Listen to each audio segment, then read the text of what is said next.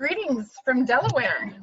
Welcome to the Unity in Humanity Interfaith celebration. We are happy to have you participate today along with our speakers who will be joining us from Arizona, Delaware, Montana, Idaho, and Utah. What a wonderful opportunity for us to gather together from the comfort of our own homes as each speaker shares with us the treasures and perspectives from their culture, religions, and relationships with God. We have muted all participants with the exception of those speaking, and feel free to ask questions via the Zoom chat thread during each speaker. Please use this only for questions for the current speaker, and they will be viewed by and asked by one of the hosts of the meeting. The speakers will line up as follows.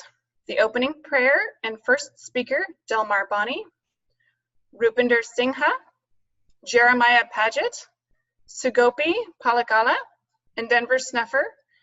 The closing prayer will be given by Brian Zhang. Please join us in prayer with our first speaker, Delmar Boni. Oh, Heavenly Father, Creator, Great Spirit, blessing to us this morning.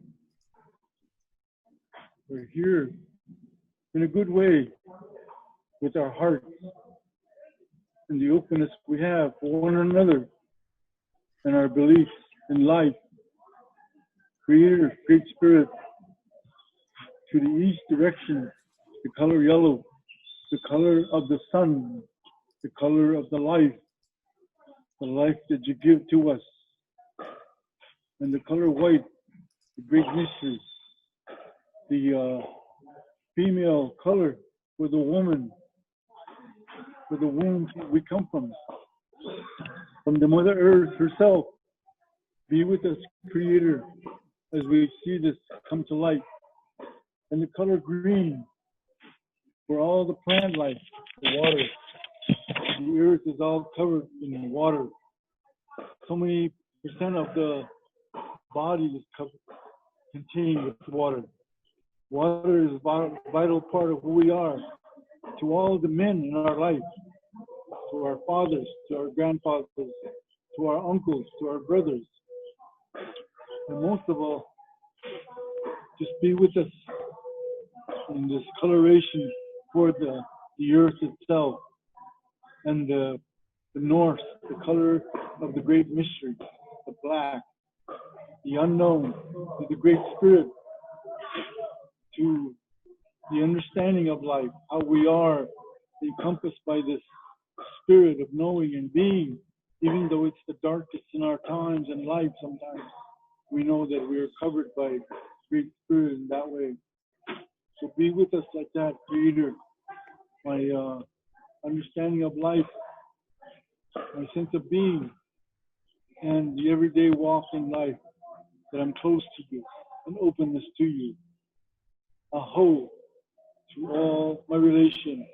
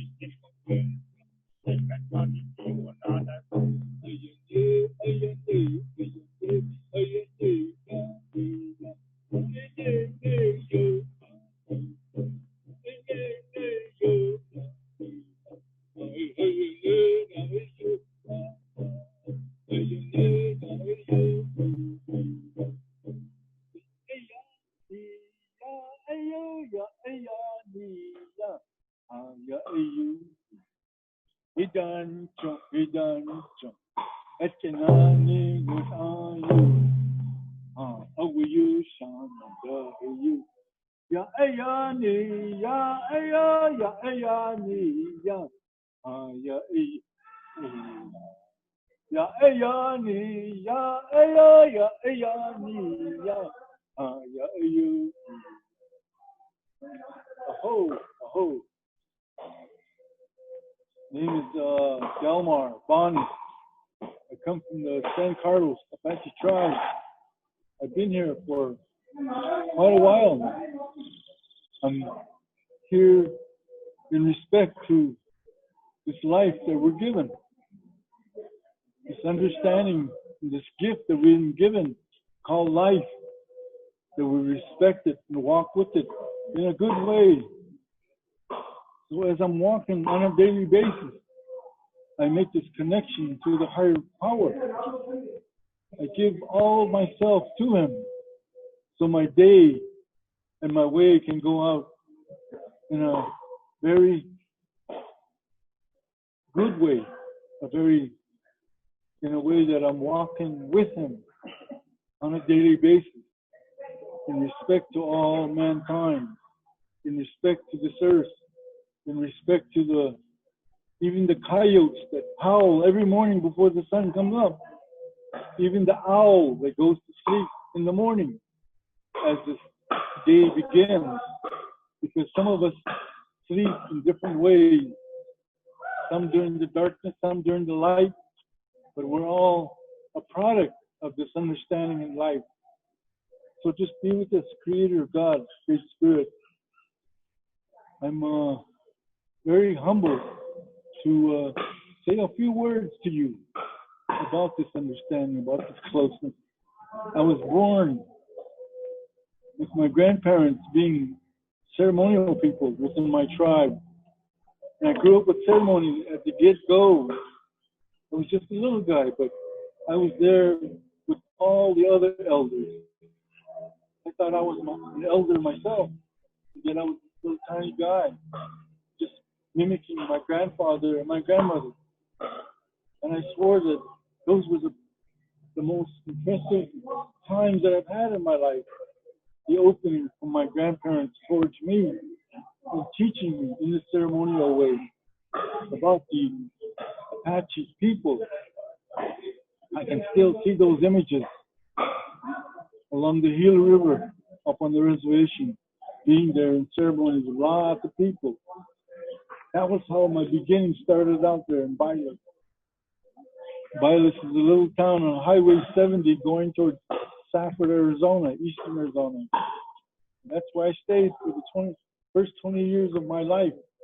And I came down here in the metro area to pursue my education, to pursue what it is I long to be in life, how to help the people with my own gift, with my own understanding. Yes, Creator, Great Spirit, thank you for my walk in life. Thank you for this path in life.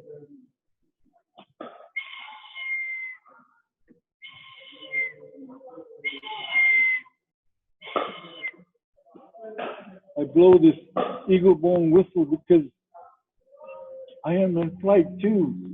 I am not only walking on life, but I'm in full flight with the message of the people, for the people. And most of all, I learn from the people. I learn from my own mistakes in life. That I thought that I fell down and I even shed tears and it hurt so much. But those were the teachings. You have to fall many times in life to find that there is a way, that there is a directness in that way. Our teachings don't always come in the spirit of sunlight. Sometimes they come tenfold in the darkness, but yet we long for the spirit of the sunlight, and we pray for that. And when we address ourselves on a daily basis, we stand towards the east direction. Way over there, over the desert mountain, the sun comes up. The sun rises and rises, and we sing our morning songs so we can be right there with us in a good way again, to let that sunlight penetrate into our hearts, into our minds, and into the totality of who we are in a spiritual way. To open yourself in a spiritual way towards the sphere of the light is the in-rays, the inward movement into oneself about this light from the Creator, the Great Spirit, God, Heavenly Father. So I was raised up here in eastern Arizona, and I came down here, and I have kids down here. I have 4 daughters that live here, right here in the Phoenix area. They bring forth to me grandkids. They own I was a grandson to my own grandfather. Now I'm doing the same for my own grandkids. Sometimes I think that I'm a grown person, and yet through the eyes of my grandkids, I see the connection again towards that time period in my life. I see that almost taking a journey right back to when I was a little young guy. How I needed affirmation and confirmation from my elders in that way. And now I hear them again as I reiterate the same message to my grandkids. But it's with great pleasure that I'm here. I'm just coming to this, carrying the drum, carrying the medicine, carrying the message of what I have and what I've been with. And it's a real gift that we have. That I'm still walking. I just come on these years now of understanding. And sometimes when I go to ceremony, I see the younger guys, and I see a version of myself sitting there in a younger man. And I question about their sense of being, how they're starting out. Yeah, Creator, thank you for those visuals and those things like that, Creator God, Heavenly Father. I have another song for you, Creator God.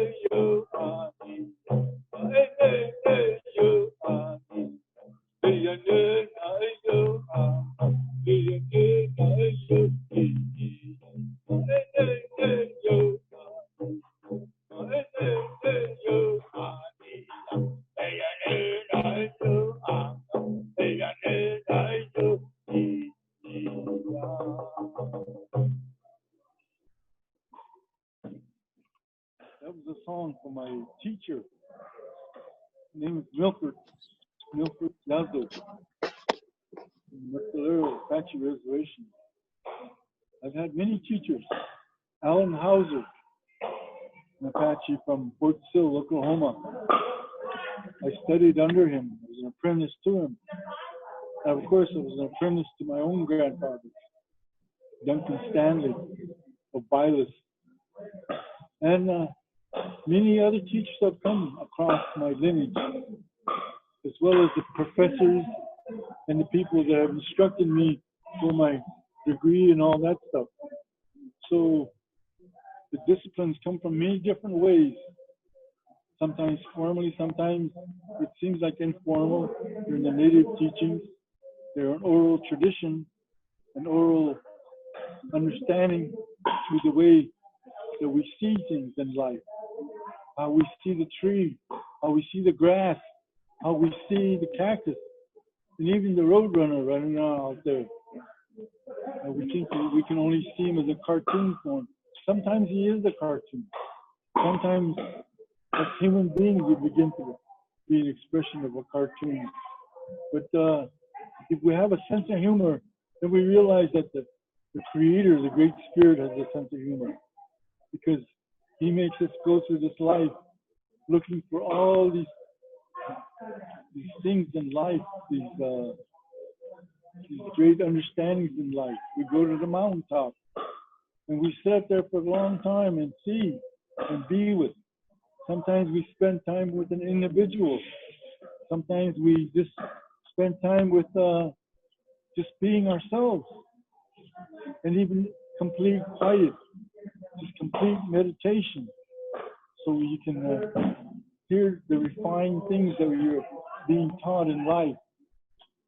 Because some people appreciate this life like that they can be in peace and quiet and in love at the same time. We feel that love is a very action-oriented word, and yet it can be a very self-fulfilling thing in life. In order to love somebody, you have to love yourself first. But the important love is that we have for ourselves, that we appreciate and that we're worth something. By the Creator, listening to Him, then He gives that to us through prayer, meditation, and through song and ceremony. Each night, each Thursday night, we crawl into the womb of the Mother Earth in the form of a sweat lodge, and we bring in the stone people, the grandmother stone, the grandfather stone, and they make their presence in the lodge, and we apply water to it so we can create the essence of life and breathe it in, so we can be in a good way with free from disease and sickness, and be overlooked through by the divine power, the Great Spirit, God, Heavenly Father. So we sing in them. Sometimes we share words, sometimes prayer and meditation. But most of all, it is by being in there and listening to our ancestors, our grandmothers and grandfather stones. They go deep. We think they're just stones, they're rocks. But no, we give them that presence of being our ancestors in that way. So I look forward to that on Thursday night. I look forward to the fellowship we have in there. I look forward to the prayers we have in there. And this way we reassured again, giving the affirmation and a confirmation about the things that we do in life. I just won't say that much at this time. If you have any questions or whatever, I'll turn it back over to Jill.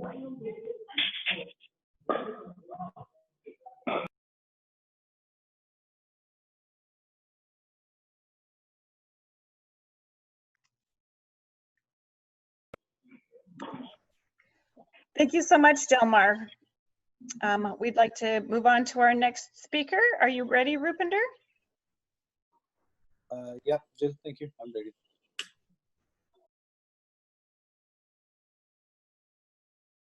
Should I go ahead? Yes. Thank you, Mr. Delmar. That was indeed very beautiful. I mean, the music, and I kind of started to resonate with some of the things you were saying of how various kinds of music connect, right? Thank you so much for sharing that. Just a quick introduction, everybody. If you cannot hear me, please do let me know on the chat. And if you cannot understand my accent, again, please let me know. Absolutely, I'll try and go a little slowly as we go through this. Bit of introduction of myself. I'm Rupinder, a software engineer by profession. I work in the artificial intelligence, machine learning division of a major financial firm. At the onset, I would like to say it is a great honor to be here. The very fact that I have so many people who want to learn from others, who want to absorb the ideas, basically just shows how deep their own faith is. And it is wonderful to be in a company of such people. So thank you so much for inviting me to this session. The second thing I want to add is I'm not a professional speaker. I'm just an ordinary engineer practicing Sikh. So I'll try and cover some of the compilations of our teachings in Sikhism. Like any religion, the philosophy and the religion is vast. I mean, this will be like a mere drop in that ocean. So what I try to do is I try to prepare the speech in more of a presentation form, because I'm an engineer by training, I'm an engineer by profession. That's what I'm used to in the corporate world, of how we present ideas and then use them to brainstorm and have a discussion, meaningful discussion and a dialogue. So any questions you have as we go through the session, please absolutely ask, and it will make the session a bit more interactive. I would share my email towards the end. So because this is a new religion for most of us, there would be questions and I would be happy to answer them maybe later on, or I can even connect with them as we go through the session. So with that, I would like to spend just 2 minutes introducing Sikhism and some of the basic tenets of Sikhism. Let me share my screen. Brent, I think I'm disabled. Would you be able to give me access to share my screen, if possible? Brent or Jill? Thank you. There you go. So I would like to take 2 minutes to introduce Sikhism in general, because this is a very, very new religion and not too many people know about this religion. The higher level concepts is outward appearance rather in Sikhism is the men folk tend to wear a turban like the way I'm wearing. That's a unique feature of this religion. In this country so far, the only person I've seen wearing a turban is from a Sikh faith. But the religion is from the Indian school of thought. And when I say the Indian school of thought, what I'm really grouping is the grouping of the origins of the major religions of the world. And one would be the Indian school of thought, and second one would be the Middle East school of thought. So this belongs to that family. We have Buddhism and Hinduism, similar religions. It is monotheist religion. We connect only to God, and that's why this topic is pretty dear. And as we go through this, God is central in us. Everything revolves around God. We don't have a specific form of God. The universe is considered to be one of the manifestations or just one of the forms of God. There are certain tenets of Sikhism, key tenets being having an honest living and sharing about 10% of your everything, which means time, which means salary, and all the earnings you do. And the concept is to attain salvation while you are remaining a family man. So in Sikhism, we don't advocate going into some sort of a mystic or a mysticism kind of a realm. But the idea is to be a normal person, do your duties while trying to march on a journey to attain God. Meditation and then musical hymns are very key in Sikhism. And the last point I would like to add is it is one of the few religions which have combined a deeds or an action-based path with a devotional worship path. So it does share some commonality with the mystic religions, but it's one of the few unique religions where you have both at the same time. So while you're working, you are also doing this. It is a non-evangelical religion. You will not find Sikh people going out and preaching. It is a very inward-looking religion. The concept is to improve your own self. The concept is to keep improving and working on your own shortcomings as you move on into your path towards reaching God. And so because of that, we also believe that the religion you are born in is probably the best path which the Lord chose for you. And so we will not really try and go against what the Lord decides to do for us. We do recognize all prophets who appeared, all prophets who will appear. But those are some of the more deeper thoughts and philosophies, right? Life after death. That is for a different topic altogether. So coming to connecting with God, the literal meaning of connecting to God in Sikhism is actually means to join, which means to become one. So for us, the connection to God means that I have inherently become one with God. I am God, God is me, and I am part of this whole universe. That is our sole purpose of life. That is our sole purpose of this multiple life. We do believe in multiple life forms. We do believe in reincarnation. We do believe that the sole purpose of why you are given a human life is primarily to achieve that unity. It is to keep purifying yourself, to keep refining yourself till the time you reach a state of perfection where you can join and become one with God. The journey to doing this is a very continuous journey. And the journey has many stages. Like any journey, it will have many, many stages.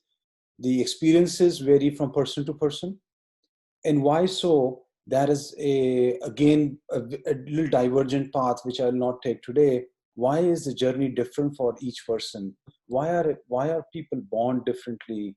And so on and so forth. But essentially, even for the same person, depending on your point of time in life, depending on your situation, depending on your experiences, that connection is different.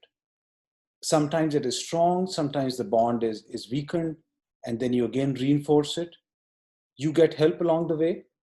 And by that, what I mean is, in my personal example, for example, I have, I would say I'm blessed and fortunate to have my father be a very big guiding principle in my life. He's deeply connected. I find him to be a deeply spiritual person. And his guidance has always helped us as we move along. A lot of the thoughts which I have really come from his experiences and his distillation of thoughts as we talk often and as we go along. So that is a help which we will get along the way. But the connection is individual.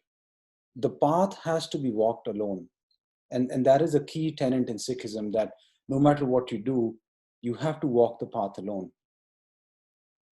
Now, we believe, like I said earlier, that God exists in everything. He exists in me, he exists in you, he exists in every living and non-living things. The reason anything exists in this world is because God exists in it. So then you get into this point that if God is so near to you, how come we are not so connected to him? And this is an irony. Now, something which is unheard, something that is unseen, and maybe only felt, it is very difficult to connect. It is very difficult to connect to that sort of an entity. So how do we go about doing that? In Sikhism, we think there are two prominent parallel paths. The two prominent parallel paths, I would say, they're intermingled. And as I explain some of these paths and some of these tenets to you, you will go from one to another, vice versa. It's not going up or down. It's a parallel path. It's not forward or back. It's a concept of absoluteness. You can be moving from point A to B, going back and forth, depending on your situation, depending on what is the best point for you at that point of time. The very first stage, or the very first path, which I would say, is of belief, faith, and trust. Now, for people like me, who are very ordinary people, believe it or not, the starting point of trying to establish a connection to God is a problem, is an issue, is some sort of help which I needed. and I'm not able to solve that on my own. So for that, I go back to what, as a child, my guru, my parents, my teachers may have kind of put as a belief in me. We will always resort to that. And somewhere deep down, somebody would have told me that there is a higher power who has all the solutions for your problems. And that is, for people like us, that is a starting point. Because we have a need, we have a problem, and we try to establish that connection. Now, and that is what we call as belief. Now, belief is very fragile. It has a lot of skepticism. It gets reinforced, it gets shattered. As you go along, you get few things, it reinforces your belief. And if you don't get it, it puts that dent or the crack in your belief. But believe me when I'm saying that the strongest belief comes from when your wishes actually get unfulfilled. And this is a very counterintuitive concept, a very counterintuitive notion what I'm putting out there. And why so? And I can give you my personal example. When I was a young child, my parents said, ask to your guru and you will get something. I needed something like it's not available in the US, it's like a scooter kind of thing. And I prayed very hard. I said, God, please give me this. I need some sort of a ride. And I got it in a month. I was overjoyed. I remember it reinforced my belief. I was like, yes, there is a higher power which is looking after me also. I went through the journey a few times. I started thinking, that's interesting. So maybe God is somebody I just have to ask and I get my wishes fulfilled. That's pretty nice. That's pretty good. That is the kind of God which I need. And as I went through that journey, a few things did not get fulfilled. In fact, the most important turning point of my life was when I was trying to get into an engineering college, which I wanted to get into, which I thought is going to shape my destiny and really take me to the path which I want to do. I did not get that. I had studied for it and everything, so on and so forth, but I did not get it. It shattered my belief. But as I went through the journey, I realized why the Lord put me in that specific college, which was not of my choice. It put me on a path which I could not have even foreseen. I could not have even imagined that is possible, even from the best college which I was trying to get into. And when that happened, that is when my belief turned into faith. Because then I realized that he knew, he could see what I could not see. So I started to build a sort of faith in him. And I said that there is a higher power who can do this. Now, in the stage of faith, even if a few things go wrong, that is still okay. You tend to go along. You may say, maybe this is not what I wanted, but he knows what he's doing. And so you tend to go along. Now, in this, there are 4 different kinds of prayers in Sikhism.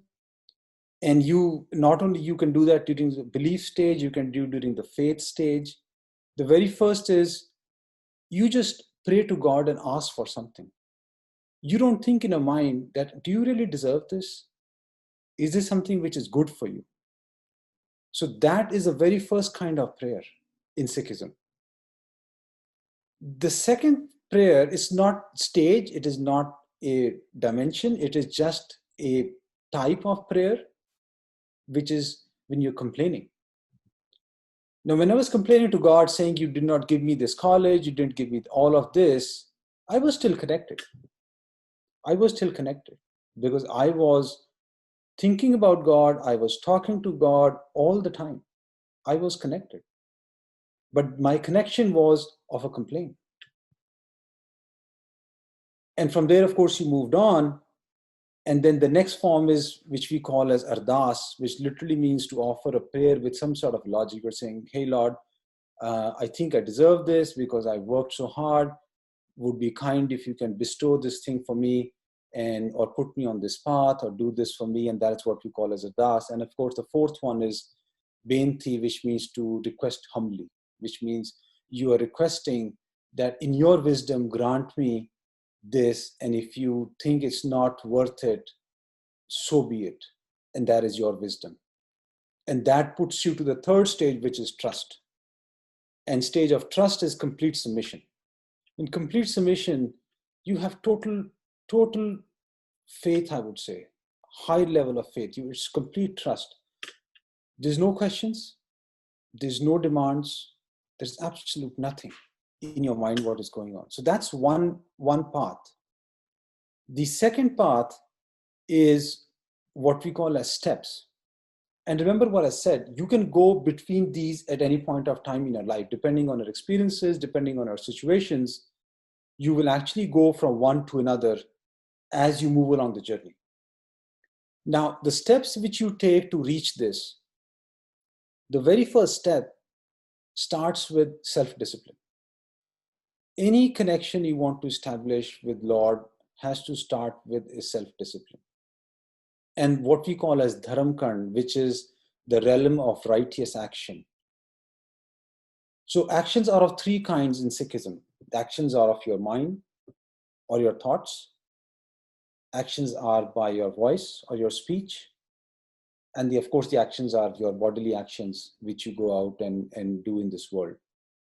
The path of action is where you're doing an action because it is your duty. And that is what we mean, the realm of righteous action. So you are focused on your duty, and that is why you're doing the action. And you're not focused on something else. Now here I would like to show you a small kind of a chart which I drew as I was looking through the actions of thought. And why I say actions of thought? Because your expressions can convey a lot. You can be rolling your eyes over somebody, or you can be looking at somebody with a frowning face. That's an action. You've conveyed an emotion to that person which may be detrimental to that other person. That's just an example. But these are what we call as cardinal sins or cardinal vices. Sorry, not sins, cardinal vices in Sikhism. This is what causes you to lose the connection to God. And we call this as Maya. Maya literally means illusions of this world. And why I say illusions of this world? Because in my life, in my experience, as I've gone through my journey, I reflect on some, I would say, contentious arguments. In corporate world, you will always have contentions as it's a team, as you're going through.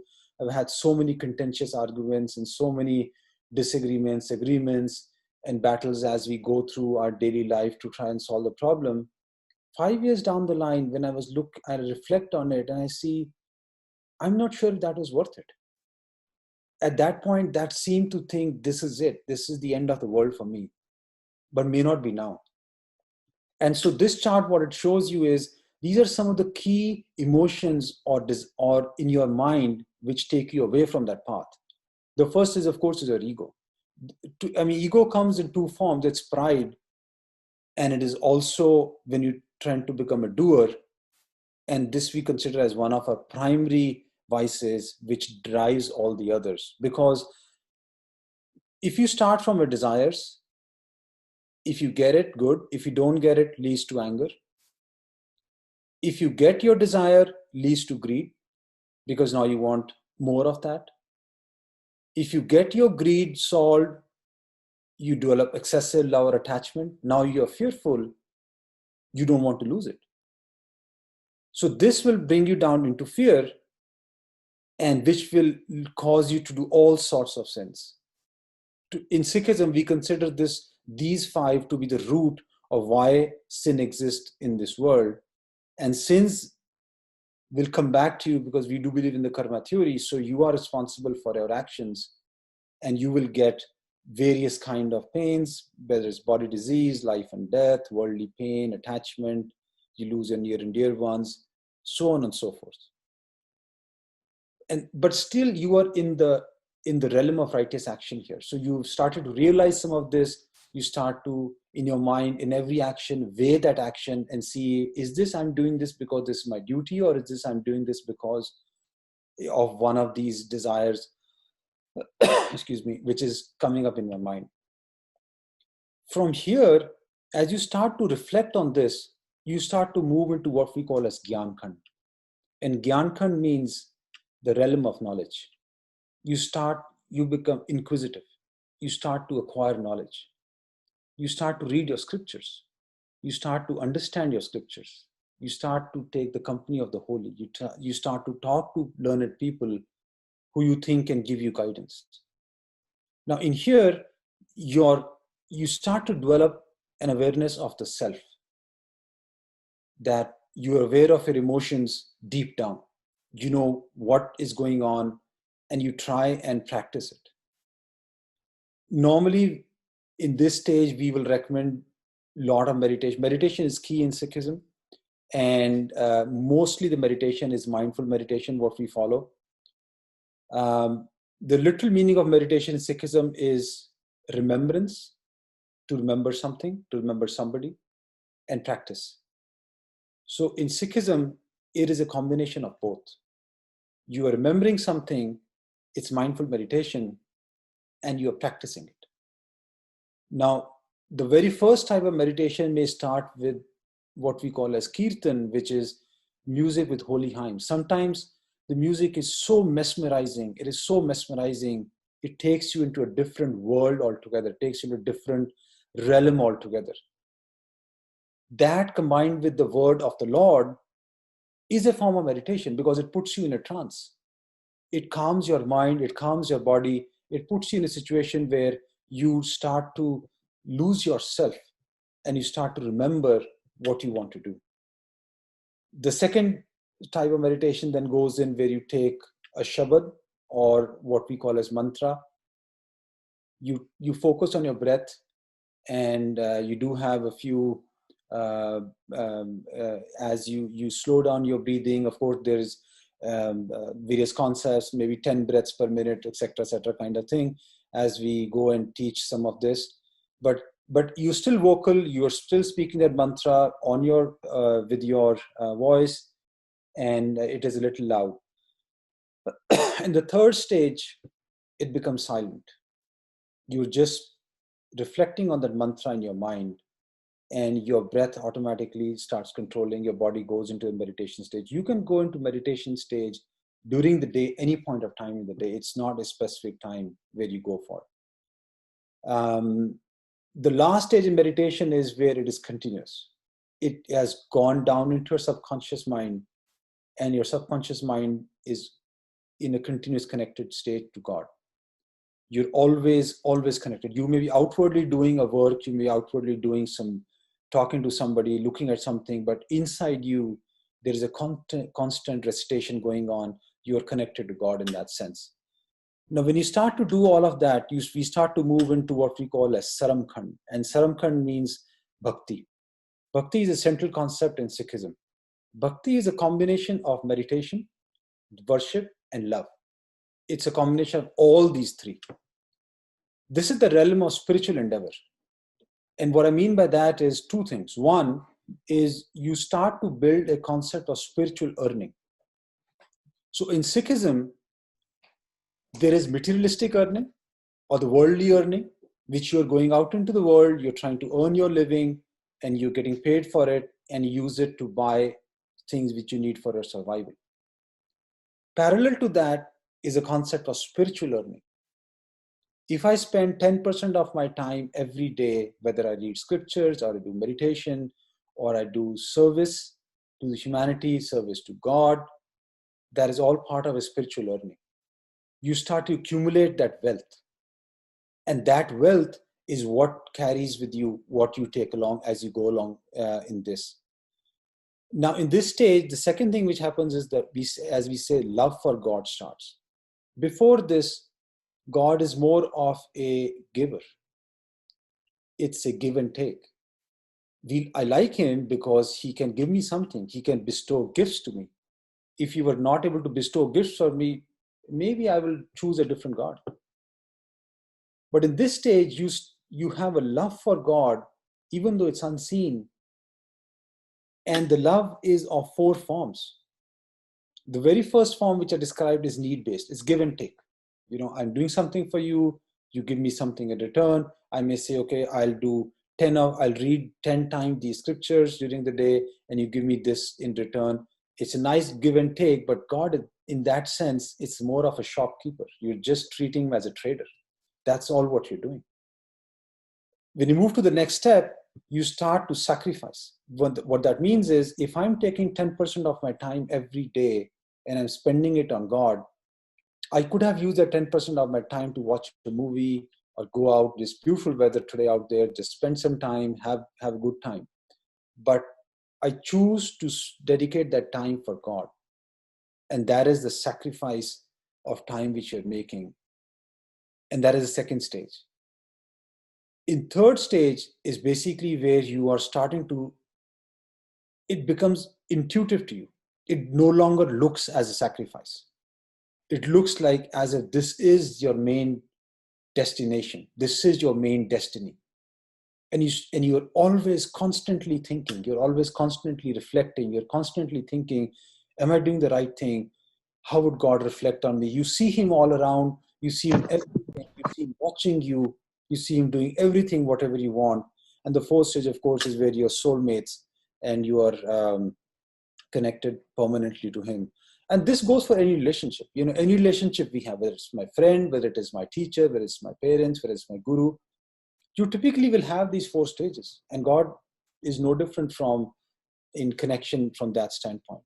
Now, in this stage, you will have what we consider, you will undergo various tests. And you are tested to see your purity. And the purity means your purity of your mind. How pure you are in your mind, how stable you are in your mind, and how can you look at your issues and not really get perturbed. And that is very important, because if we think from perspective of God at our very level, which is very low, he's responsible for the whole universe, not just me.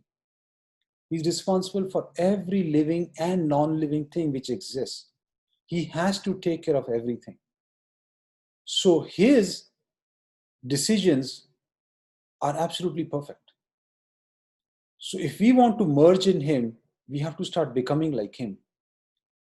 So you undergo those tests. One, it proves to you that maybe you are ready or you're not ready for that connection. There's no hypocrisy here. There's no liking for hypocrisy. There's no liking for rituals. If I'm just sitting in meditation because it's a ritual and I'm looking at the time all the time, hey, is it my 10% is done? Can I move? Can I go watch that movie? That's a ritual. In this stage, you move away from that. And you let go of your ego. And I said the very word in Sikhism for ego is home, which means doer. You think of yourself as a doer. And when you remove that point, you do not think of yourself as a doer, but you think Lord as a doer. It changes the whole equation. It changes the whole way you are thinking. It changes the whole way you are actually acting in this world. Because then you are just watching the play unfold. You're just watching this whole universe unfold. Mankind has been here for millions of years. The earth is like 4 billion years old. Mankind may have been here for millions and millions of years. And you're just watching the play unfolds. Our lifetime, maybe 100 years, maybe 150 years, or 70 years, whatever, is a mere drop in that ocean of time. So you remove yourself as a doer and you start thinking of God as a doer who's been responsible for this whole earth for the last 4 billion years. And then you start thinking that, I'm just a mere drop, not even that. And from there, you start to move into what we call as Karam Khand, which is the realm of grace. And you start to walk in the will of God. Because you realize your will is so limited. and the will of the Lord is infinite. You could be imposing your will for maybe a year, 2 years, maybe you are a king for 70 years, 80 years, but that's it. The Lord has been imposing his will for the last 4 billion years. And this is not the first time the universe has been created. This is not the last time the universe will be created. It is a cycle. It's a cycle which keeps going on and on and on. So you start to realize that, and you start to walk in what we call as the will of God. You start to walk on his path. You start to accept his will without question.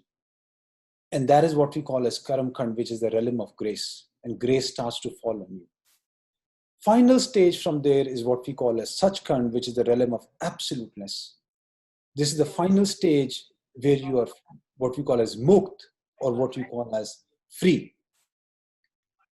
Now, most of us think we are free people. And I beg to differ. We are in bondage of our own mind. We are in bondage of our own desires. We are not free. And when I say that, I basically would like to show you this picture which I drew. I need a promotion, so I start working towards it. I need a better car, so I start to work towards that whole notion of earning more money and so on and so forth. I am just putting myself in bondage. You do not need anybody to put you in that situation. Your mind is the only thing which puts you in there. So what does it mean to achieve salvation? I mean, if you get salvation after death, what's the point? You don't even know. You can't even see. The point is to get salvation while you are in this life. And so when I start to think about that, I start to think about, okay, what does it mean to be free? If I'm completely free from my desires, completely free, nothing in this world can perturb me. Nothing. Because everything is happening with the will. Everything is happening for the good. I'm doing my duty I'm doing my actions as my duty. You are bound to your action. You cannot escape it. You cannot say, I'm just going to sit there. That is still a verb. You are still sitting. It's not, you cannot be no action. So when you get into that state of calmness, when you start to get that state of tranquility, that is salvation. And if you look at this picture here, this is a picture of water which is completely calm. There is not even a single motion happening in that water. That means there is no thought going on in your mind. Even one desire, this one drop which you see here, even one desire which falls into this will create ripples. And these are the ripples which essentially go out and go into this whole world. These are ripples of your desires. These are ripples of your actions as you're going out to this world and living through them. If you can avoid them, you will automatically get into a state of salvation. You'll automatically get into a state of tranquility. You'll automatically get into a state of bliss where nothing bothers you. Neither pain, nor suffering, nor anger, nor desire. And that is what we call as salvation in Sikhism. So with that, I'd like to end the presentation. I've already ended the presentation. I know this religion is new and people may have questions. Please absolutely feel free to ask, or I will share my email, and if there's some more questions post this, absolutely you're welcome to ask, and if I can answer, I will try and do that. Thank you so much, Rupinder, for your incredible talk. I do have a couple of questions here that have come in. What is the difference between a teacher and a guru? Yeah, that's a good one. Now, a guru is a person who can connect you to God. And he is a person who essentially takes you into his realm. A teacher is a person who can give you instantaneous guidance. A guru is a person who sees all, who basically chalks out your destiny. He's an architect of a destiny. A teacher is a person more like what we call as a counseling session. So he can be a coach, and that's what a teacher is. He can take a specific problem and try to find a solution to that, but he cannot be your what we call as your master. So that is a slight difference. So in my case, for example, my father is my teacher.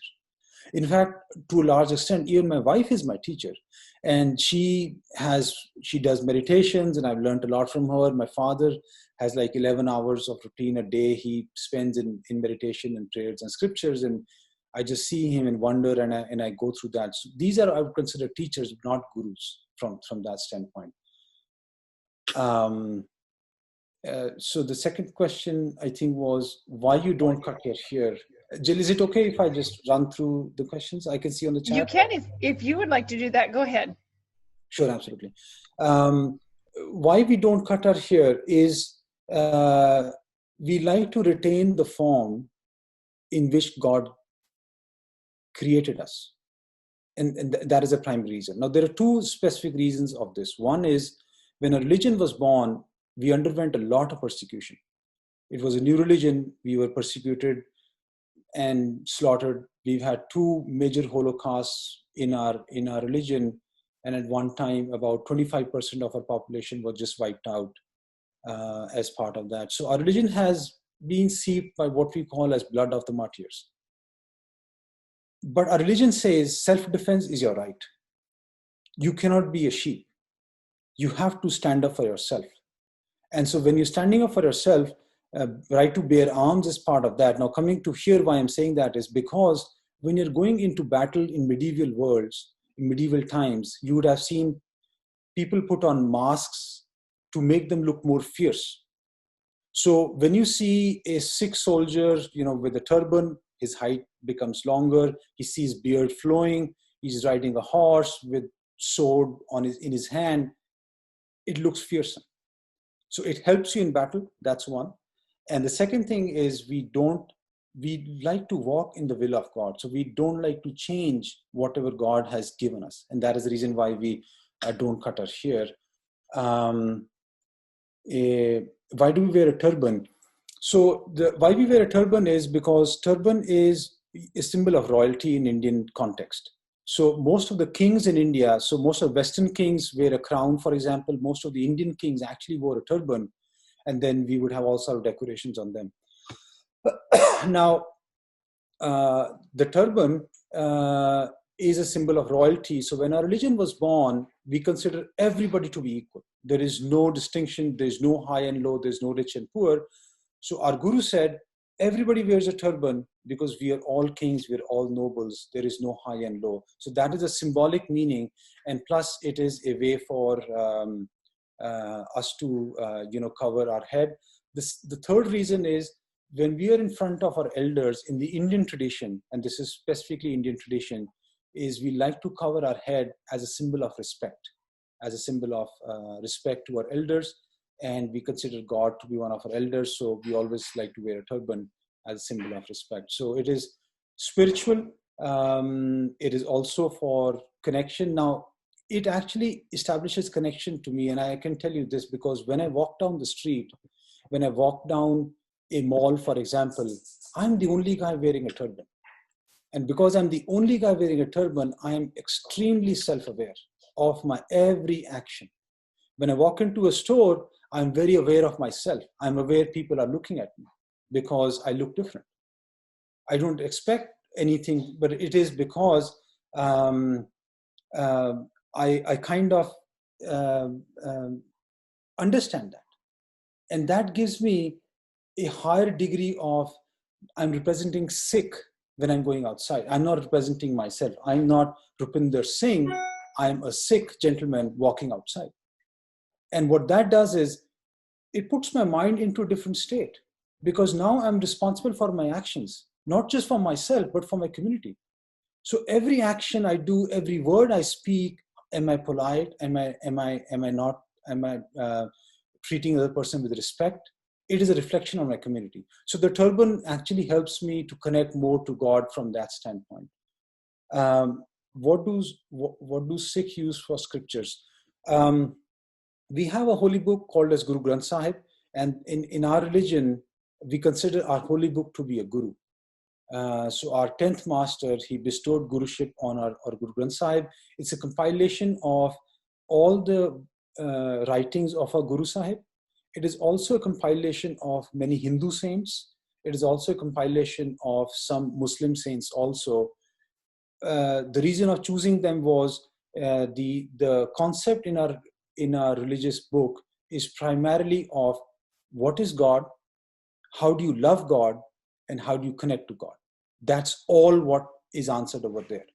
And so any hymn which is on that lines is basically what our scriptures will contain, and that's what we treat as a guru. So I wish I could show you a picture of my home where we have the holy book in our home. We treat it like a guru. In the morning we'll bring it out, open it, and then what we'll do is the top left, we will top left corner, we will read the verse or the passage, and that becomes like the command of a guru for the day.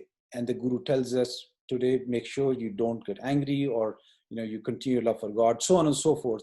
Now the book is written in abstract poetry form, and because it is in a poetry form, it is abstract. Every day you read the verse, it has a different meaning because of your situation, because of the way your current form is. It'll actually put you in a different situation. So reading this verse again and again every day just gives you a different answer altogether, and that is what we mean by scriptures. The next, thank you, Philip. The next question is: if you receive salvation, is it an event, self-realization, or does it declare from that you received it? Salvation is self-realization, and by self-realization, if God exists inside of me, but I can't feel it, I can't see it, I can connect to it, I'm not in salvation. The moment I establish that connection, I come in the state of salvation. So salvation is more of a state rather than an event. But a salvation is not a fixed time. It's like from 11 a.m. onwards, I'm in salvation. It's a slow blend as you get into that stage where you merge with God. It's like river merging in the ocean. When the river water merges in the ocean, the river water does retain its properties for a few miles, I think, depending on the size of the rivers. And this is scientific fact. After those few miles, the river water and the ocean water, there's no difference. And that is what we treat, that is how we look at salvation. For us, that is salvation. You're merging in the God slowly as you go through that process. And that is how it is. Our sole focus, this life, is to achieve salvation. If you walk on that path, and what I explained to you as a spiritual earning, if I don't do my spiritual earning, I have no right to even think that I'm going to get salvation. Just by saying, hey, I'm a Sikh, doesn't mean anything. I have to walk the path. And this is being an individual journey. I have to walk the path myself. People can teach me, but unless I do that, I cannot expect it, and I will not get it. And the reason I'm still here,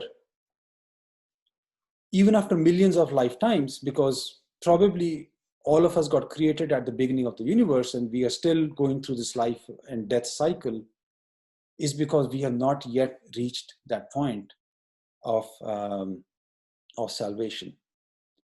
Can you share your presentation via email? Absolutely. I would create a PDF, and I would be more than happy to share the presentation, and that you get my email address, and any follow-on questions, you will get it back.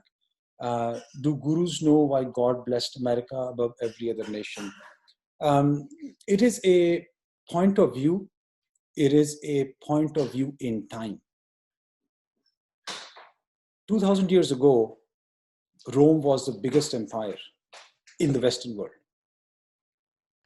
2000 years ago, Indian empires were undefeated.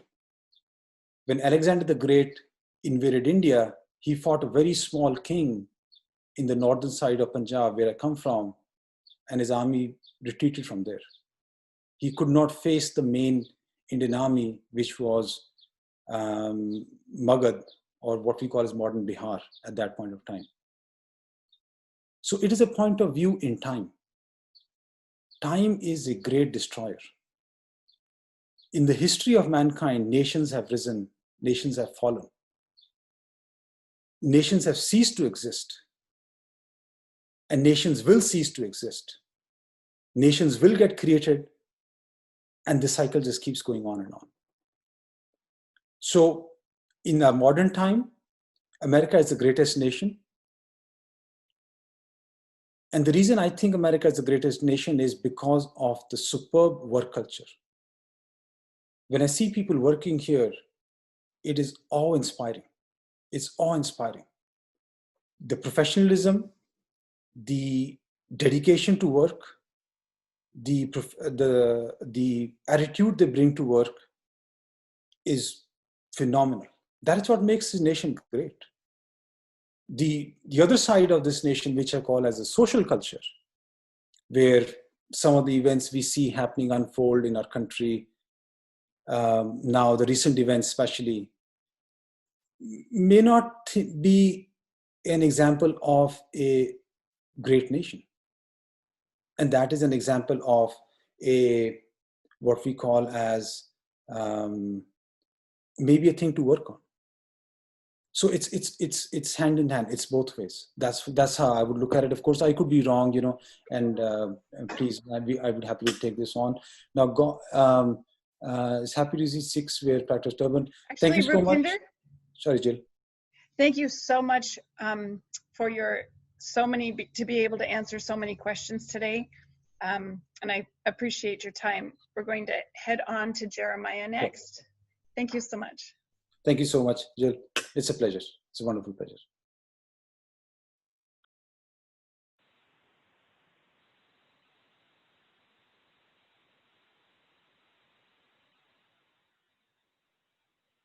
Hello.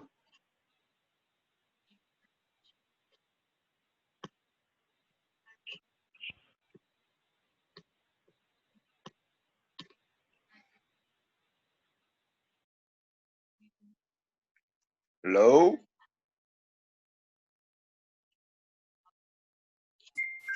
Hello, Jeremiah. We have you. Sorry about that.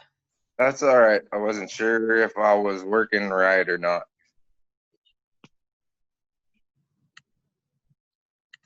Go ahead and start when you're ready. Okay. I guess just a real brief introduction to how I came across this story. Jill had asked me to share a story with you all. And I guess in my mind I was thinking about where I picked and how I picked this story. So I wanted to share that with all of you guys. I guess consider the source. And for me, it was in 1996. In the summer of 95, I had attended a traditional Blackfeet ceremony called the Medicine Lodge. And then in the winter or spring of 96, I was attending a Stone Child Community College, and we went to a learning conference called the AHEC, American Higher Education Consortium, and I presented a serious oral interpretation speech there. And I selected this story called The First Medicine Lodge that I had discovered in a book written by an author, George Bird Grinnell. The book was entitled Blackfeet Lodge Tales, I believe is the name of the book. So I just wanted to give a shout out to Grinnell. I also wanted to give a shout out to obviously my ancestors of my Blackfeet heritage for sharing this story with Grinnell and him being there to record it. And so this past week I was kind of trying to revisit that story and thinking where I had why I had selected to edit some of the parts for time because of the presentation I had made. Well, you guys can go ahead and look at that story and compare it. In my revisiting of this story, I realized that my version has some little bit of discrepancies from the book, but the details are all pretty much the same. So I guess I'll just peel into the story. A great many winters ago, or a great many years ago, the Blackfeet were living a peaceful lifestyle. There weren't any wars. They didn't fight with neighboring tribes back then. And there was a head chief who had a beautiful daughter. The chief's daughter was so beautiful that many young men had approached her and asked to marry her, but she had turned all of these matrimonial requests down. And it got to a point where the chief started to become concerned that he wouldn't be able to marry his daughter off. So he asked her why, and her response to him was that she had promised herself to a sky being. In this same camp, then there was also a young boy who was orphaned and often ridiculed because of his appearance. He had been born encumbered with a scar across his face, and so he was often ridiculed and called Scarface because of that, his appearance. The orphan boy lived in the lodge of his grandmother, and it was often, like I say, it was often the point of ridicule by other boys, and they were teasing him one day, and they told him he should go ask that beautiful young chief's daughter to marry him. Now he came and mustered all of his courage, and he asked the young lady when she went to gather water one day. He saw her approaching, and he asked her to marry him, and she said that she would marry him, but he would have to get permission from the sun, that he would have to remove that great scar from his face, and then she would know that he had talked to the sun and had permission to do so. So at the first part of what she was saying, he was delighted. But then the rest of what she said sunk in, and he realized that he was going to have to try to seek out the sun's lodge. So he started to inquire, and nobody seemed to know how to help him find the lodge of the sun. He told his grandmother he was going to go on a journey, and if she would help him to get him some moccasins and some food stores for his long trail. He took off on his journey and headed towards the west, and he camped on a butte that first night, made himself a bed of stones, and he wept and he prayed.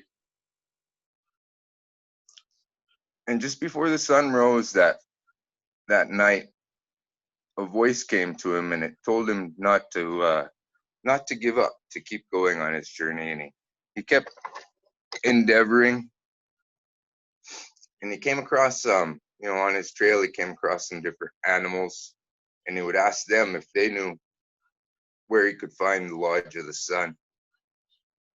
The first one he came across was a wolf on the prairie, and the wolf said that he didn't know where he would end up going, and that he knew that the sun didn't live on the prairie or in between the prairie and the forest. Maybe he should try to ask the grizzly bear, the wolf suggested. And ever westward, he's continuing on his journey, and each night he continues to make this bed of stones and weep and pray. And every dawn, just before the sun rises, a voice tells him not to give up and to keep going. And so he does. He finds the bear, and the bear cannot help. The bear explains that he's been to the top of the mountain and the edge of the forest and plains, and that the sun's lodge is nowhere in those places. And maybe he should ask the badger, the bear suggests. And when he comes across the badger, then the badger explains that he doesn't get very far from his hole in the ground, and that he doesn't know where he's gonna find this lodge of the sun at. Ever westward, Scarface has continued the journey, and he now finds himself on the edge of a great water that's so vast he can't see the other shoreline. And at this point, he's devastated.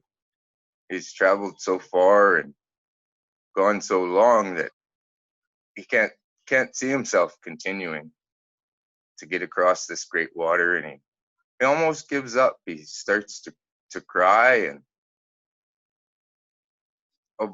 he hears a voice that asks him why at the end of such a long journey would someone be so sad. And he opens his eyes and he sees that there's a crane there. And the crane, once he finds out what Scarface's intentions are, he says, well, I think I know somebody that can help. And he instructs Scarface to wait and bring that somebody back to help. The crane holds true to his word, and he brings back with him the chief of the crane people. And the chief of the crane people is willing to help Scarface to get to the lodge of the sun. He tells him that it's a dangerous journey, and that he'll have to close his eyes. So as the sun sets across the edge of the great water, then Scarface mounts onto the backs of the two cranes, and they ascend into the sky country where the sun's lodge is on the rays of the setting sun. When Scarface is told that it's safe to open his eyes, he does so, and he finds himself in an unrecognizable place. The cranes tell him to follow the trail that they've led him to, and that will lead him to the path of the sun. Not very far down the trail, Scarface comes across some fine clothing and a bow and arrow. A bow that's really, really fancy, and the arrow and quivers are straight, and this is really really nice stuff that someone must be missing. So Scarface leaves it alone, and he gets a little farther down the trail, and he comes across a strikingly handsome young man who's looking for his things. That Scarface tells him where they are, and that he had left them alone because he knew someone would be missing them. And the young man tells Scarface after this that he is the morning star, and that the sun is his father and the moon is his mother. And since Scarface is looking for the lodge of the sun, he will take him there because he's a good-hearted young man who doesn't touch other people's things. The morning star takes Scarface to the lodge of the sun, and the moon welcomes him, greets him kindly, and gives him some food to eat. When the sun gets home that day, he knows someone is in his lodge, and he knows why he's there. And he explains to Scarface that he's going to help him. He's going to allow him to marry that young girl. But he wants him in return to do something in exchange. He wants him to take this ceremony back to his people. The sun explains that if the people continue to practice this ceremony in the future, they will not have suffering or sickness. If they fulfill these promises to the sun, then their people will live long lives, have good health. So then he stays there and learns these many strange things from the sun. For quite a while he stays there. The time comes when Scarface grows lonely and he wishes to return to his camp of his people. That's when the sun instructs the moon to cover Scarface with white buffalo robes. She does so, and before he comes out from under the robes, the moon paints his face. After he comes out from under the robes, they wipe the paint off. The moon covers Scarface 3 more times. So each time he comes out from underneath the robes, a portion of the scar is removed with the paint. Now Scarface is identical to the fine, handsome young man Morningstar. So identical that when the moon presents the 2 young boys before the sun and asks the sun to choose his own child, he mistakenly chooses Scarface for his own. The sun instructs Scarface to close his eyes, and when he opens them, he finds himself camped right there where he'd made his first camp on that butte not far from his people's village. When he returns to the people in the camp, they're all excited to hear the story of where he has been and what he has learned.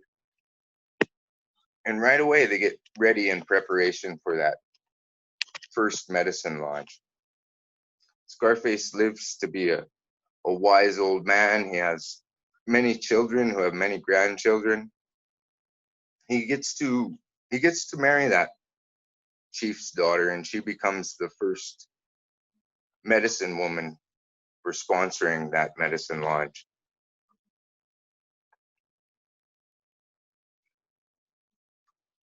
When Scarface dies, he returns to the sky country, and he can be seen in the dawnscape as the false morning star. So that is my adaptation of George Bird Grinnell's adaptation of the Blackfeet First Medicine Lodge. And thank you for the time and allowing me to share it with you all. Thank you, Jeremy, so much for your story. I do have a question here. When you talked about this Scarface receiving instructions from the sun, are there more stories in the Blackfoot tribe about the lessons and the teachings that Scarface got from the sun? Or was it that he brought the sweat lodge and the sun dance down, and that's what he learned from the sun? There are a lot more, not so much stories, I guess, Jill. It's more like practical instruction. Kind of like what Delmar was talking about when he says, well, you're learning, but it's not always somebody specifically telling you, oh, you're learning this because of that. So a lot of times, like for myself anyway, then it's been that I've experienced something, I've participated in something, and I don't really know why until way later. So yes, there are more, I guess, teachings, but they're not necessarily written down. And you don't always know why until you've actually experienced it yourself. Great, thank you. There's another question here. It says, are the stories that are passed down intended to have deeper meanings and interpretations over time? Absolutely, absolutely. And that, I guess I could kind of bounce off of what the last speaker was saying when he said it's a snapshot in time. You know, it means something different to each listener in that particular moment of time. You know, you may hear the story at age 5, and I'm sure it could be interpreted by the same listener at age 25 and then again at age 65 and have different meaning each time.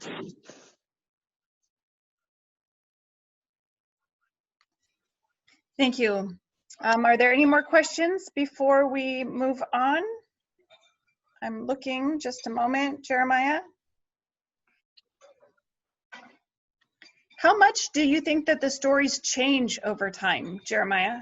If they're passed down in oral tradition, is there an expected amount of change that takes place over time, or is the original story held on to sacredly as very specific?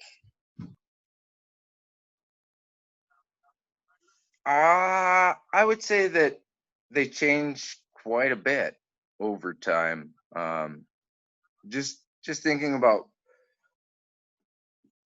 excuse me, too much coffee. Just thinking about the research I've done in the last week, trying to remember where I picked this story from. I came across 3 different versions of the same story written down, and then realized, oh crap, my version is different from all 3 of these. So then I had to think of influences, I guess. Those influences surrounding us right then are also going to lead to that change or that adaptation in the story. I would say the main points, the real main focuses of the story are going to be there, but some of the subtle little details might evolve to something different that's more pertinent to the people hearing or telling the story at that time. Okay, thank you. Oh, it looks like we got one more. I was gonna stop. It says, how important is it that everyone accept the same interpretation of the story? It seems like a remarkably flexible tale. So I think that's kind of what I was just saying initially, is that it means something different to every listener, and it probably means something different to every teller. So I would say that it's probably more important to have your own interpretation rather than a universal one. At least that's my interpretation of it. Okay. Thank you so much for speaking today, Jeremiah. I really appreciate it. Yeah, you guys are all welcome. Thanks for having me. It's been a privilege and an honor to share this story with you all. Thank you, Jeremiah. All right, we are ready for you, Sugopi. Hi everyone, I'm honored to be in this gathering where we all share our different traditions, and I would also like to thank Jill for giving me the opportunity to speak today. I'm going to share my screen. You can all tell me if you see it.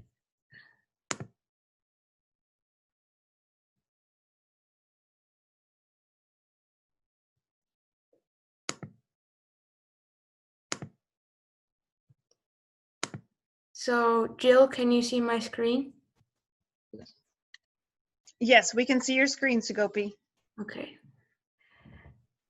So, I would like to start off with a few prayers of invocation, thanking our previous teachers for passing down an unadulterated message of love of God to us, so we can learn from it today.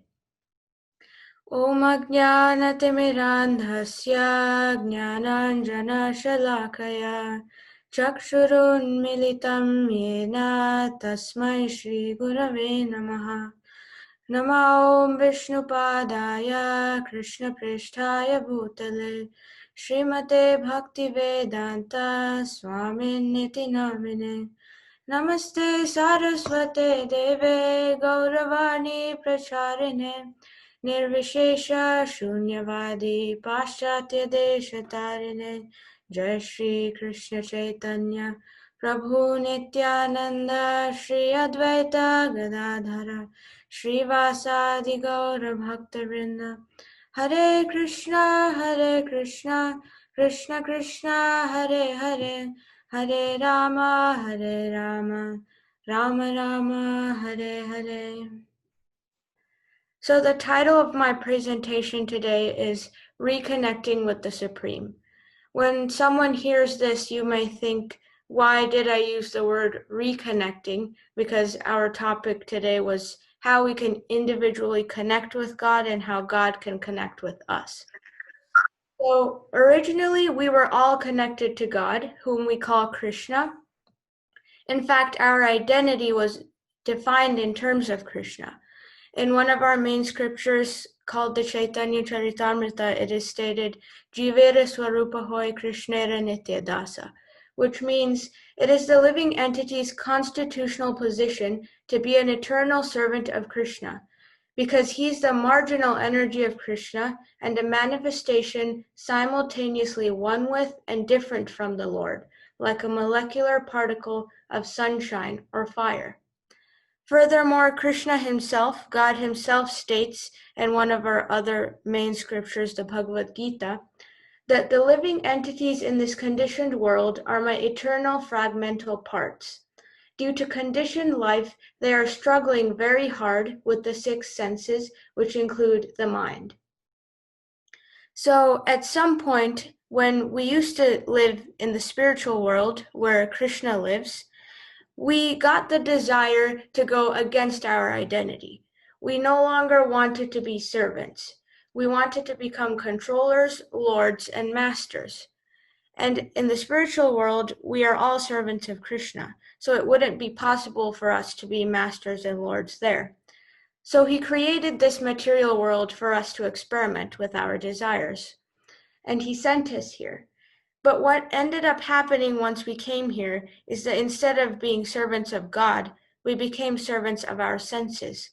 And we also became prey to things like lust, anger, greed, madness, and illusion.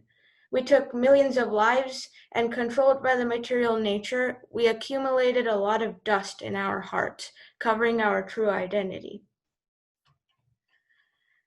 So, through good fortune, when some of us ultimately realize that we need to become religious and make God the center of our lives, we don't need to establish a new connection, but just uncover an existing one. Though there are many methods to reconnect with God, the Gaudiya Vaishnava tradition uses a few main methods today. But the basic principle is to remember God constantly, always, morning, afternoon, and night, and then we will be united with him. So, in the Gaudiya Vaishnava tradition, we consider there to be 4 ages in time, and right now we're in the age of Kali, or the age of iron.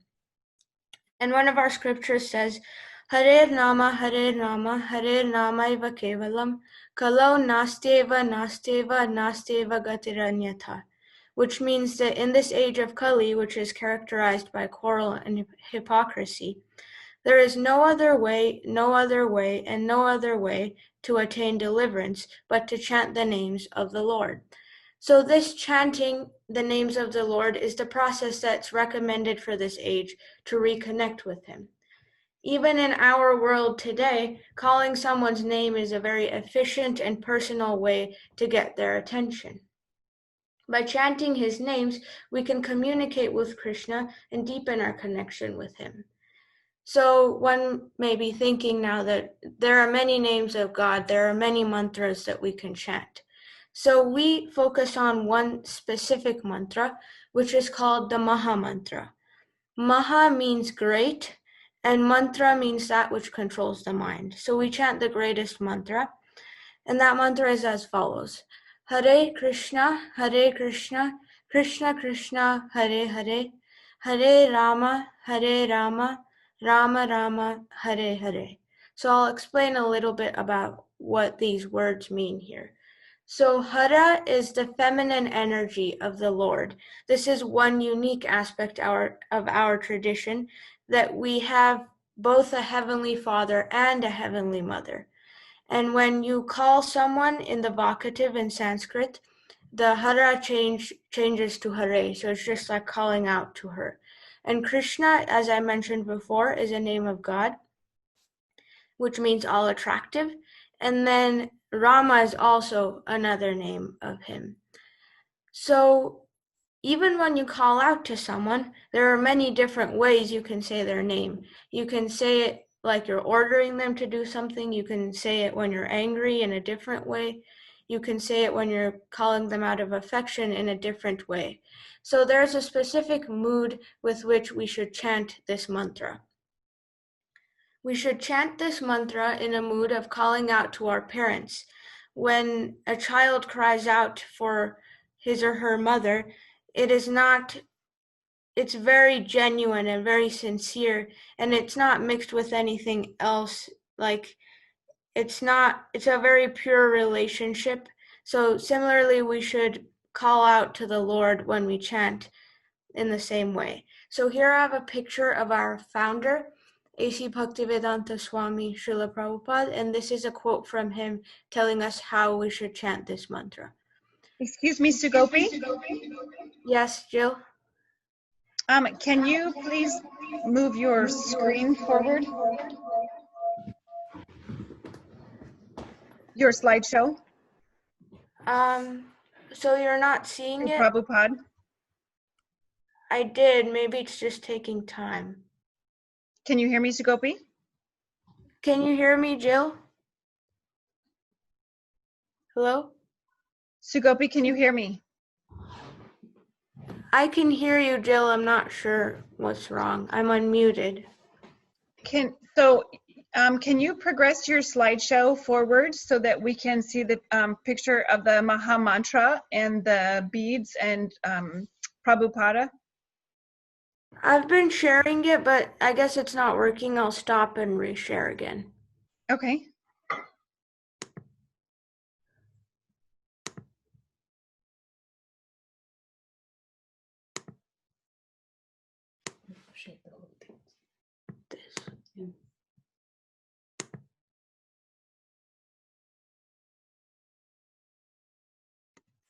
Jill, can you see it now? Thank you, Sugopi. That's perfect. Okay. I'll ask from now when I switch to every slide if it's visible. And can you hear me okay too?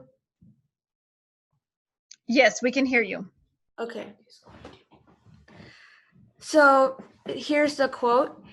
The chanting is a spiritual call for the Lord and his energy to give protection to the conditioned soul, like the genuine cry of a child for its mother's presence.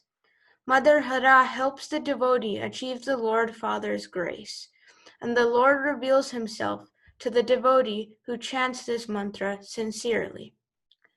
So we have two ways of chanting this Maha Mantra. The first way is on prayer beads. Can everyone see the picture of the prayer beads? Yes, we see it. Thank you. So these prayer beads have this whole, basically like rosary string, has 108 beads on it. And on each bead, we chant the whole mantra once. So Hare Krishna, Krishna Krishna, Hare Hare, Hare Rama, Rama Rama, Hare Hare. And then you move on to the next bead. And when you complete all of the 108 beads, that is called one round. And strict practitioners in the Hare Krishna movement, they chant 16 rounds like this every day. It takes about 2 hours, so usually we're recommended to do it before sunrise, 1.5 hours before sunrise, and it's meant to be done with full concentration, not doing anything else, just focusing on hearing the mantra and chanting. And then the next method is called kirtan. Kirtan literally means glorification. So this is glorification of Krishna and his energies. And here again, I have pictures of our founder doing kirtan. Kirtan is done as more of a musical presentation. So the lead singer sings the whole mantra. There are hundreds of melodies in which you can sing it. And then the audience responds. And it's accompanied by instruments such as the kartal, harmonium, and mridanga. Mridanga is a traditional Bengali drum, and kartals are cymbals. But one interesting thing is also kirtan can be adapted to whatever instruments that the country which it's being practiced in has locally. Kirtan can be done with guitar and things like that too. So, but the main purpose of this is, again, calling out to Krishna and asking him to reconnect us with him and to protect us. And just by seeing the pictures I've put here, you can see how seriously the founder is calling out to the Lord. His eyes are closed, and you can see the genuinity in the way he's doing it. This is usually done communally, but you can also do it personally, like he's doing here, just you and the Lord and calling out to him. You don't really need to have someone responding all the time. So while these practices are very nice to do, all of us, even serious practitioners, they may do 2 hours of japa in the morning and 2 hours of kirtan in the evening. But what about the rest of the 20 hours of the day? We have to do things to maintain ourselves, to survive in this world, when we can't be just sitting down for the whole day remembering the Lord through this chanting. While that would have been nice, it's not completely possible in this age. So I would like to talk to you about another scripture that we have, which is called the Srimad Bhagavatam. The Srimad Bhagavatam was narrated by a great devotee called Shukadeva Goswami to a very prominent king who renounced everything that he had to hear about the glories of the Lord 7 days before he was to die. So in that book, Shukadeva Goswami explains how this whole material manifestation is a form of the Lord. So he exists eternally in the spiritual world where we came from as a person full of eternity, knowledge, and bliss, but he also has various other manifestations, various other incarnations, and one of those is this Virata Rupa manifestation in the material world. So this helps us see everything in relation to him, and I will give you a few examples of what Shukadeva Goswami said. So in one of the verses he said, "Varieties of birds are indications of his masterful artistic sense. Manu, the father of mankind, is the emblem of his standard intelligence, and humanity is his residence." So I wanted to specifically focus on the birds that are mentioned in this verse. So this is a very practical way to remember the Lord, whether you're looking out of your window, you're walking out of your workplace to go back home, or whether you're just outside. When you see a bird, you can appreciate how beautifully the Lord created this world and how he's the topmost artist. We may see many artists in this world, but he's the topmost artist by creating so many beautiful birds. So you don't need to be necessarily sitting there and chanting at this time, but even when you're doing anything else, when you see God's creation, you can remember him, that the person behind all of this is God. And one of the most beautiful birds that there are is the peacock. I thought we could do a little observation here of how beautiful the peacock is. You can see how many colors there are here. Its body is dark blue, and then there's almost like every shade of green here, from light green to dark green. And even the contrast is so nice. It's not just like random colors. When you don't put the right colors together, it may not look nice. But here, the feathers, there's light colors, light blue, dark blue. There's a yellowish green and a brown. And so when you look at something so beautiful like this, it's not hard to appreciate the talent of the person who made it. So we can easily remember the Lord when we see his beautiful creation. The next one is the terminations of days or nights are his dress. So what is meant by the terminations of days or nights here is sunrises and sunsets. So what I was thinking when I read this is that if his dress is so beautiful with so many nice colors, imagine how beautiful he would be. And no matter where you live, you can always see a sunrise or a sunset, whether you have a church to go to or a temple to go to or not. Still, you can see his creation, you can see the sunrise and sunset and appreciate how beautiful his dress is. The next one is his mind is the moon, the reservoir of all changes. You can go out at night and see, especially on full moon days, it's very calm and peaceful. And then you could just sit there and there's no disturbance. You can just meditate on the moon and how it's the Lord's mind. So far I've explained how we can connect with God, but obviously connection is not a one-way process. How does God reciprocate that connection? How does he connect with us? So to explore this topic, I would like to tell you a story of a 5-year-old boy who has been missing. And he's no ordinary 5-year-old boy. He was the son of the emperor of the world. So why is he missing? Where did he go? And what was he doing? Let's explore these questions in the next few minutes. So the boy that I just showed you a picture of is the child prodigy Dhruva. Dhruva literally means determination, and throughout this story you can see why he has this name. So the emperor of the world, his name was Uttanapada. He had 2 wives, Suruchi and Suniti, but he didn't treat them both equally. Suruchi was his favorite, and her son, Uttama, was also his favorite.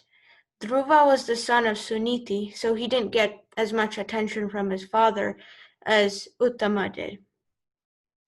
One day, the king was very affectionately caressing Uttama and putting him on his lap, and as any child would naturally want to do for their father, Dhruva also wanted to sit on the lap of his father. But when he was trying to do that, King Uttanapada wasn't very responsive. He didn't really appreciate that. And immediately his wife Suruchi said, "My dear child, you do not deserve to sit on the throne or on the lap of the king. Surely you are also the son of the king, but because you did not take birth from my womb, you are not qualified to sit on your father's lap." So thus insulted, Dhruva was burning with rage. He was very angry at what had happened to him at such a young age, and he went rushing to his mother's palace. And when he explained to her what happened, she felt very great grief.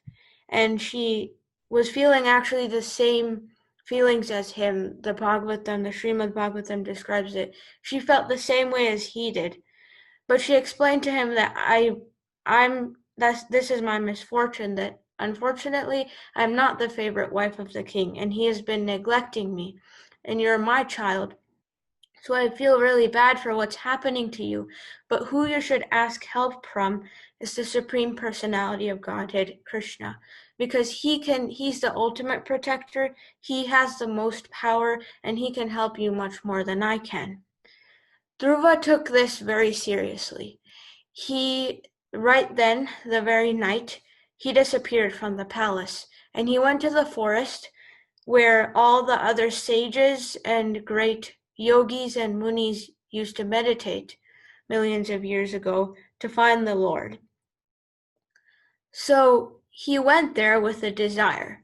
He wanted to find the Lord and ask for a kingdom greater than his great-grandfather. And his great-grandfather was the creator of this universe, Lord Brahma. And he wanted a kingdom greater than that. So on his way, he met a great sage called Narada Muni. Narada Muni is a very great devotee of Krishna. He's very knowledgeable and very advanced. So he met Dhruva and he said, "What's wrong? You're only 5 years old. Why are you in the forest by yourself? What are you trying to do?" And Dhruva explained everything that happened to him. And Narada Muni said, "This is the age that you should play. You're only 5 years old. Why are you trying to do this? Your ambition is too great. I don't think it's possible for you. Just forget everything, go back, and just be like a child in your father's palace. Just play and have fun." But Dhruva said, Unfortunately, right now, I'm not in the position to accept your instructions, so please forgive me for that. But if you know of any way through which I can meet the Lord, I can meet Krishna, and I can ask him for this benediction, please advise me. So, as I mentioned before, his name was Dhruva, so he had determination. He persevered, and Narada Muni was very impressed by this determination. And he said that, okay, I will tell you the method by which you can approach the Lord. So it's a very extensive process, but I have a few instructions that Narada Muni gave to Dhruva.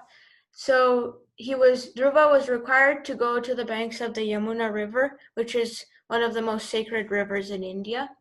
He was to take 3 baths there every day and offer forest flowers, fruits, and vegetables to the physical form of the Lord Krishna, which he crafted with the mud and the clay in the forest. And he was to meditate on the form of the Lord within the heart, which is called the Paramatma. And Narada Muni gives a very beautiful description of how he looks and how he's compassionate to all of his devotees. I have a picture right here. He has 4 hands. In one hand, he has a wheel, conch shell, lotus flower, and club. He has very beautiful garments, and he's wearing a flower garland. He has very beautiful eyes like lotus petals, and there's a very beautiful description, but I won't go further into that. Can everyone see the picture that I'm showing? Yes, Sugopi, we have it. Thank you. Thank you. Okay, so first, Dhruva ate fruits only every 3 days to keep himself alive. Then later he changed to eating only leaves and grass every 6 days.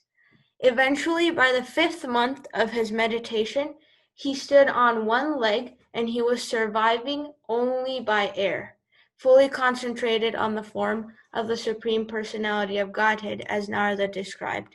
And throughout this process, he was chanting this mantra that Narada gave to him, Om Namo Bhagavate Vasudevaya.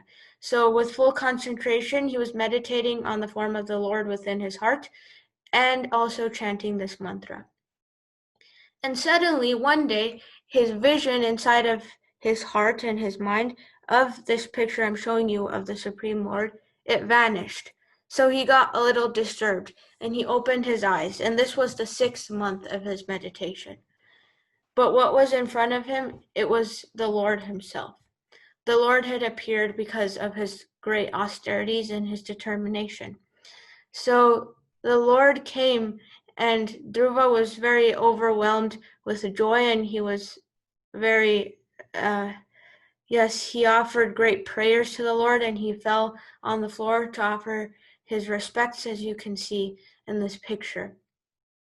And the Lord said, very pleased with his austerity, the Lord said, My dear Dhruva, I shall award you the glowing planet known as the pole star, which will continue to exist even after the dissolution at the end of the millennium. No one has ever ruled this planet, which is surrounded by all the solar systems, planets, and stars. So through 6 months of vigorous meditation, Dhruva could accomplish his goal of gaining this planet, which was even greater than the kingdom of his great-grandfather. And so for 36,000 years, Dhruva ruled this planet, and at the end, he attained the ultimate reconnection to the Lord by attaining his abode and going back to the spiritual world, from where we all came. So through this story, God reciprocated with Dhruva in 2 ways. From without, he reciprocated with him through the spiritual master, through Narada Muni. So even for us, we need a spiritual guide who will help us through this process of what we call Krishna consciousness, which means remembering Krishna all the time, who will help us, guide us through our struggles, and give us the knowledge through which we can practice this process. And then Dhruva was also helped from within, with the form that he was meditating on, who was the Supreme Personality of Godhead within his heart. So sometimes we call this the sixth sense. Sometimes we feel like, oh, what I'm doing is just not right, or I really should do this. And what the sixth sense is it's actually the Paramatma. But to even become aware of the Paramatma, to become aware of his instructions to us, we need a spiritual master. As I talked about early on about the chanting of the mantra and how through millions of lives we have accumulated dust within our hearts. There's a verse in our scriptures which says, Cheto darpanamarjanam bhavamahadavagni nirvapanam Shreya kairava chandrika vitaranam Vidyavadhu jivanam Anandambudhivardhanam Pratipadam Purnamrita swadanam Sarvatma sapanam param vijayate Shri Krishna Sankirtanam. So in one part of this verse, it says that this chanting of the names of the Lord cleanses our heart of that dust that we have accumulated for years and years, and it purifies it. So once we chant and we purify our hearts, and also with the help of the spiritual master that we have, we can really recognize the presence of the Paramatma and become aware of what he is trying to tell us. So by utilizing these various methods to fix our consciousness on God and always remember him through the guidance of the spiritual master, we can ultimately guarantee our ultimate reunion with God at the time of our deaths. When if we remember him, then we can go back to the spiritual world and be his servants again and be eternally blissful, knowledgeable like him. And Krishna confirms this personally in the Bhagavad Gita. He says, Antakale cha mameva smaran muktva kalevaram ya prayati samadbhavam nati astyatra samshaya. And he says, and whoever at the end of his life quits his body remembering me, alone at once attains my nature. Of this there is no doubt. So I would like to tell a little bit about myself. I forgot to do this at the beginning. My name is Sugopi Palakala, and I'm pursuing a bachelor's in history at Boise State University, and my special interest is religious history. So even though I read scripture since I was small, I'm 15 right now, going to college has helped me dive deeper into those scriptures and analyze them and understand them better. So I'm very grateful for this opportunity that Jill gave me to present here. Now I would just like to do 5 minutes of kirtan, which I've mentioned at the beginning, the musical way of connecting to God. And then after that, I'll take any questions that anyone may have.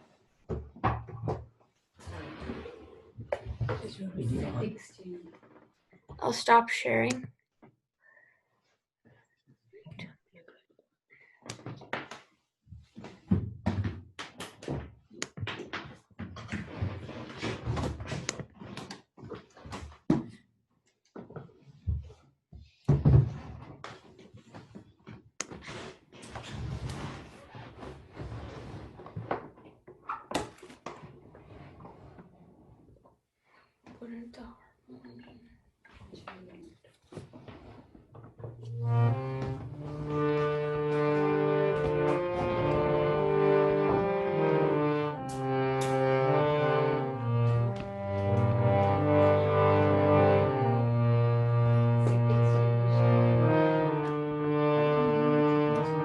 Can everyone hear the harmonium well?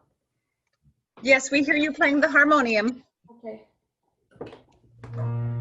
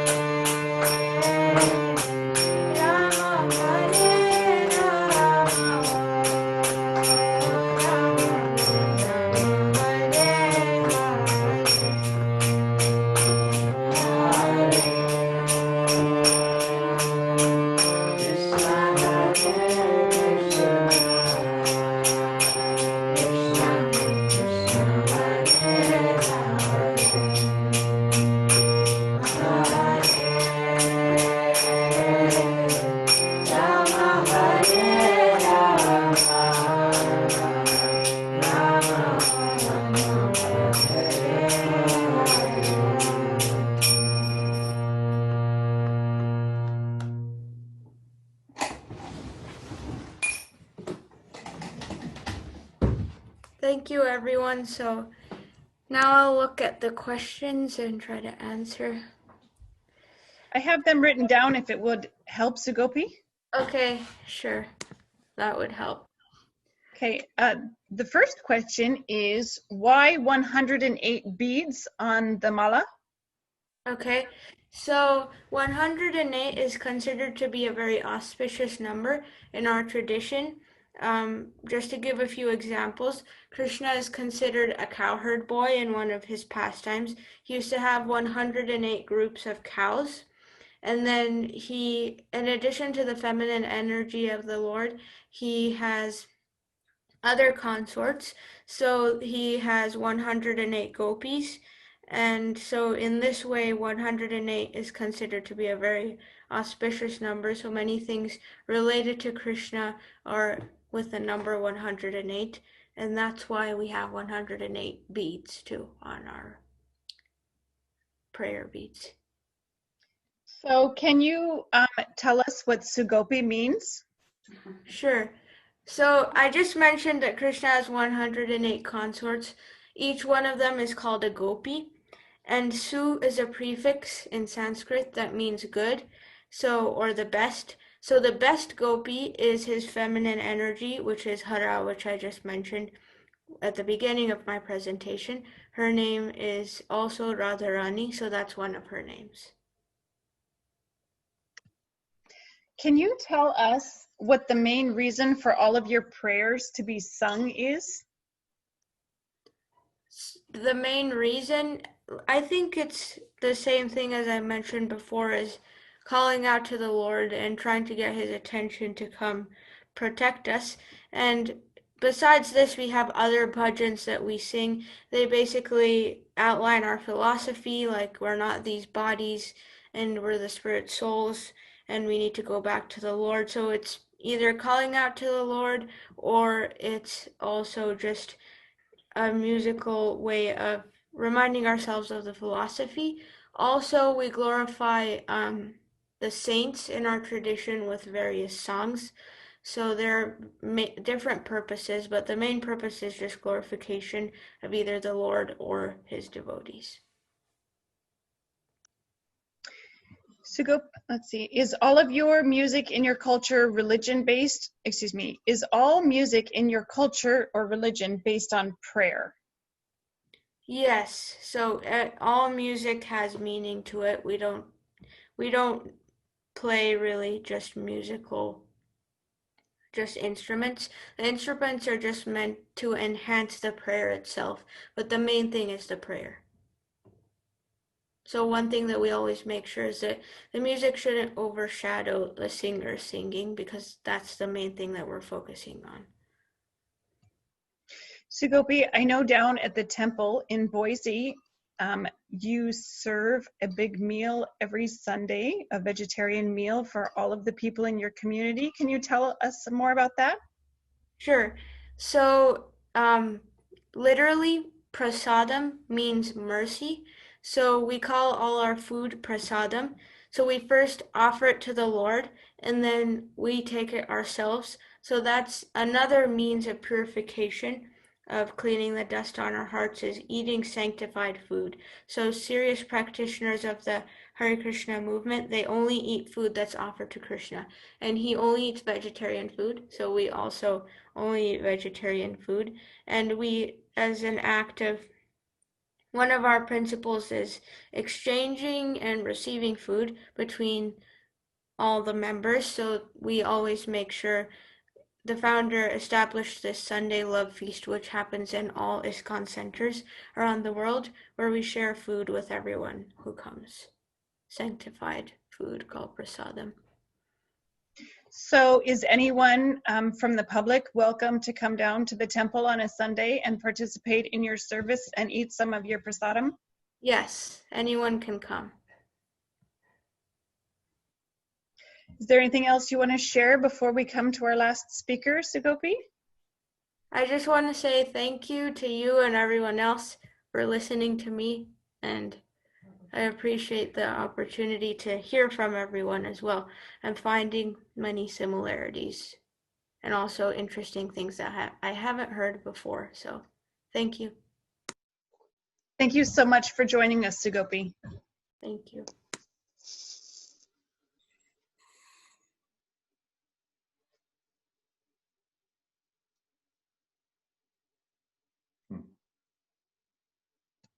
We can see you on the screen, Denver. Thank you for joining us. I've had my screen off. Can you hear me? Yes, we can hear you.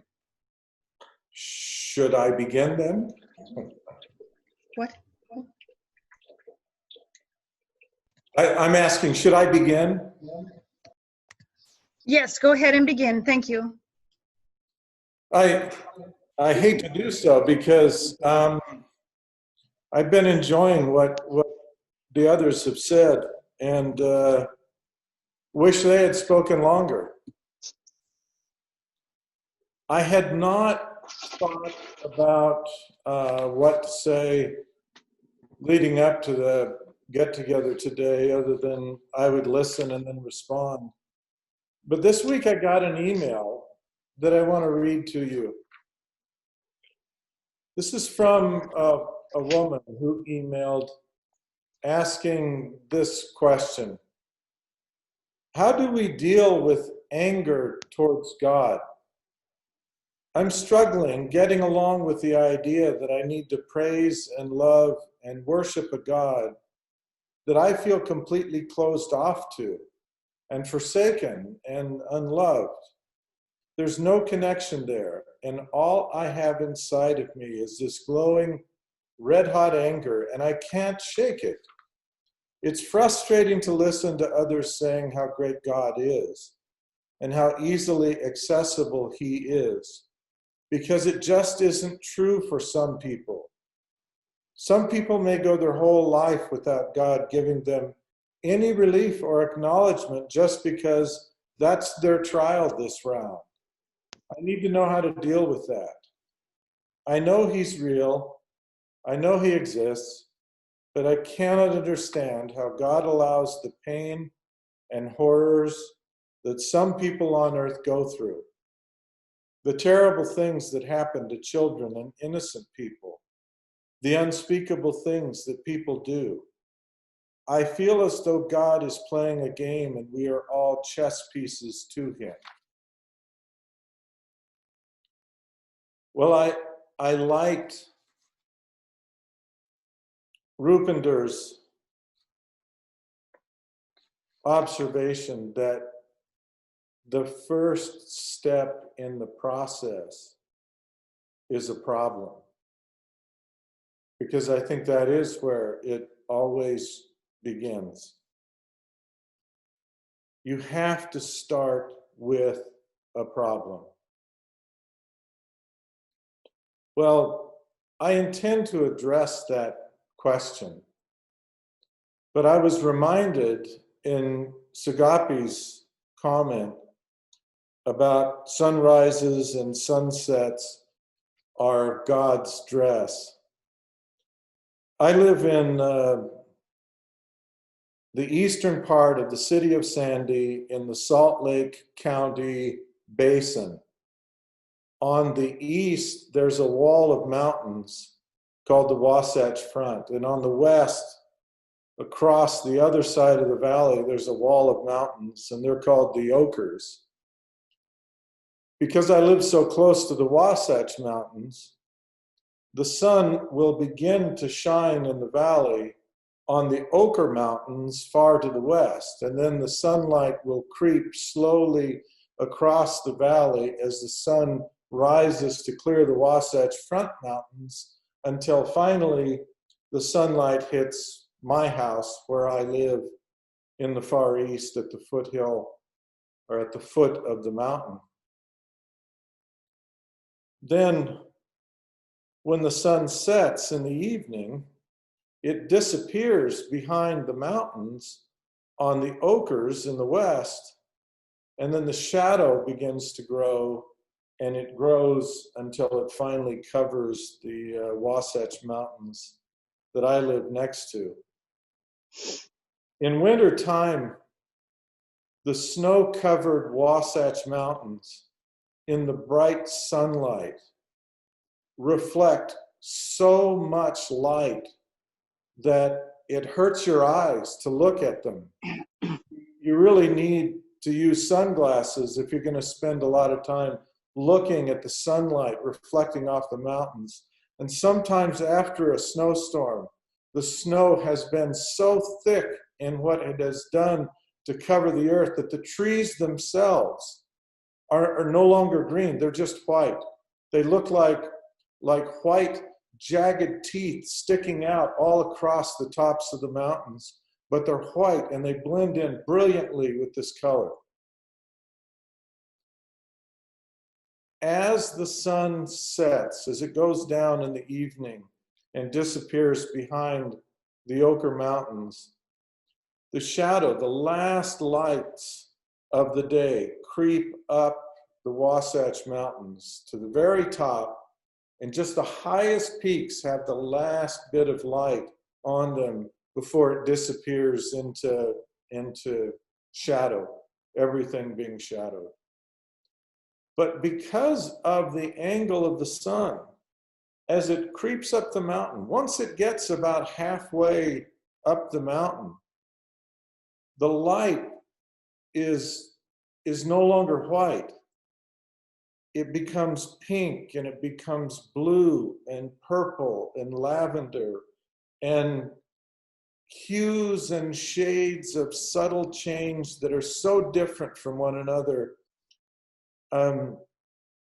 Sugopi mentioned that there are artists on earth, but the greatest artist is God.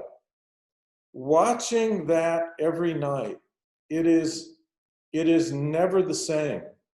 It is always different, and it is always beyond the artistry of any man or woman to capture, because it is alive and it is moving. It is light itself. And the canvas that God uses is the canvas he created by the snow and by the mountain and by the creation. No artist can capture what we get to watch and see every night if we'll just open our eyes and look. Jesus Christ taught a sermon. In his sermon, he said that his Father makes the sun to rise on the evil and on the good, and sends the rain on the just and on the unjust. If you love only them that love you, what reward have you? Do not even the publicans the same? If you salute your brethren only, what do you more than others? Do not even the publicans the same? You are therefore commanded to be perfect, even as your Father who is in heaven is perfect, and to love everyone. God's gift of this beautiful nightly display of brilliant color and subtle hues and artistry is a gift that's given to everyone, but it may not be a gift appreciated by hardly anyone. It is his gift to us. In the book of the Psalms, which are hymns,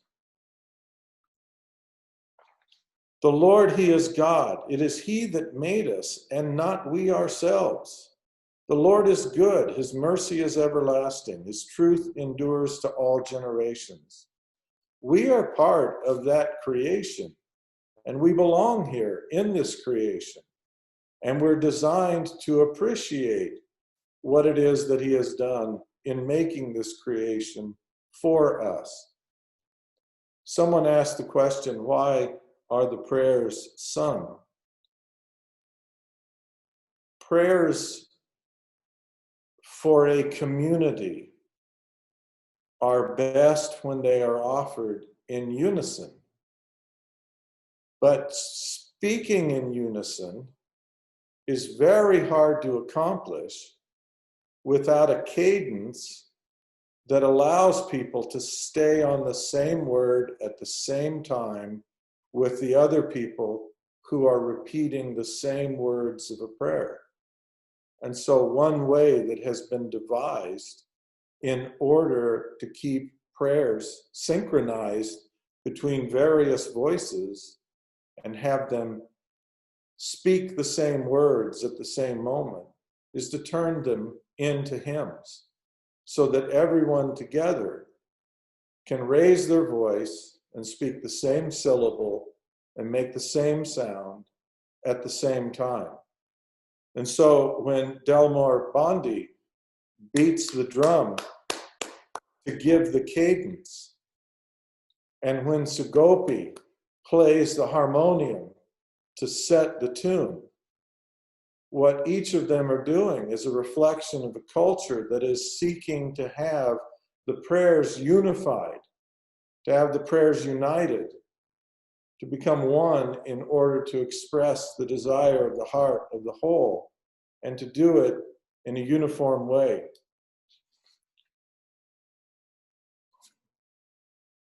The religion of God and the greatness of God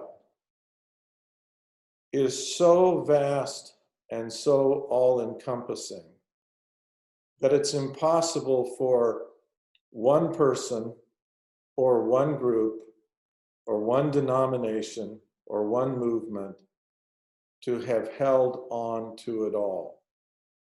The religion began in the beginning with God standing in the presence of the first parents, who were the father and the mother of the entire race of humanity, and teaching them about everything there is to know, to worship, to understand, to appreciate, to love, to share, to feel, to understand. But we have done a bad job of preserving that. We had at the beginning the truth taught, and then we had the truth lost. The process of losing truth is called apostasy. But apostasy does not mean that everything is lost. It means that some has been lost, because anything less than all of it is less than the true religion. And so apostasy causes us to only keep parts of the religion. But all religion, in all cultures and all denominations, everywhere in the world, have a common root. From time to time, God has sent messages back into the world. Those messages are restorations in which some of what has been lost is then restored again to help complete the picture. I believe there have been many apostasies. Correspondingly, there have been many restorations. But a restoration, to complete the entire story, has to return us all the way back to the beginning. Has to give us the opportunity to have, once again, everything that was here at the start that unifies together and weaves into one great whole, all of the truths. In some of the religions that we have heard glimpses of today, there are greater truths about some characteristics than have been preserved in the Christian tradition. We need to have reunited all the truths from all the limited apostasies that nevertheless contain truths into one great restoration back into a whole, with the guidance and assistance of God. There was a sermon that was delivered by the Apostle Paul 2,000 years ago when he went to Greece to teach about the restoration that Jesus Christ had brought about. The audience that he spoke to were a group of philosophers in Greece. That culture, that nation, that society has long since perished. The temples that were built back then have fallen into disarray and many of them into dust. But the sermon that Paul taught on Mars Hill has been preserved, and we have a record of the sermon that he taught. He referred to them, he said, "You ignorantly worship God, whom I declare unto you. God made the world and all things therein. He is the Lord of heaven and earth, and dwells not in temples made with hands, neither is worshipped with men's hands as though he needed anything, seeing he gives to all life and breath and all things. He is not far from every one of us, for in him we live and move and have our being. We are also his offspring." Those words of Paul on Mars Hill are echoed even more clearly in some of the things that have been said by Delmar and by Rupinder and by Jeremiah and by Sugopi today. Sometimes we lose track of how closely connected we are, every one of us, to God. There was a king who delivered a sermon as he was ending his reign. In his old age and infirmity, he felt no longer able to provide the leadership, the guidance, and the presiding role of a king in helping bring peace to his people and serve them. And so he called his people together and he gave them his last bit of advice before resigning as the king and allowing his son to be the one who would lead the community after that by teaching and defending and helping them. And in King Benjamin's talk, like Paul, he mentioned that God has created you from the beginning and is preserving you from day to day by lending you breath, that you may live and move and do according to your own will, and even supporting you from one moment to another. The story that we have of the creation in the Bible says that God he breathed the breath of life into Adam. King Benjamin, talking thousands of years later, says that in you right now, every one of you, God is lending you breath that you may live. If you want to know how close you are in reality to God, just hold your breath. Exclude, throw away the act of breathing that God is causing to occur in you at this very moment. And hold your breath for as long as you can. Then when you take your next gasp for air, realize the power to do that is loaned to you by God. He is that intimate to you. He is that connected to you. In a revelation that was given to Joseph Smith about this creation, God, speaking to Joseph, told him that Christ is in all and through all things, the light of truth, and that truth shines. This is the light of Christ, as also he is in the sun, and the light of the sun, and the power thereof by which it was made, as also he is in the moon, and the light of the moon, and the power thereof by which it was made, as also the light of the stars, and the power thereof by which they were made, and the earth also, and the power thereof, even the earth upon which you stand.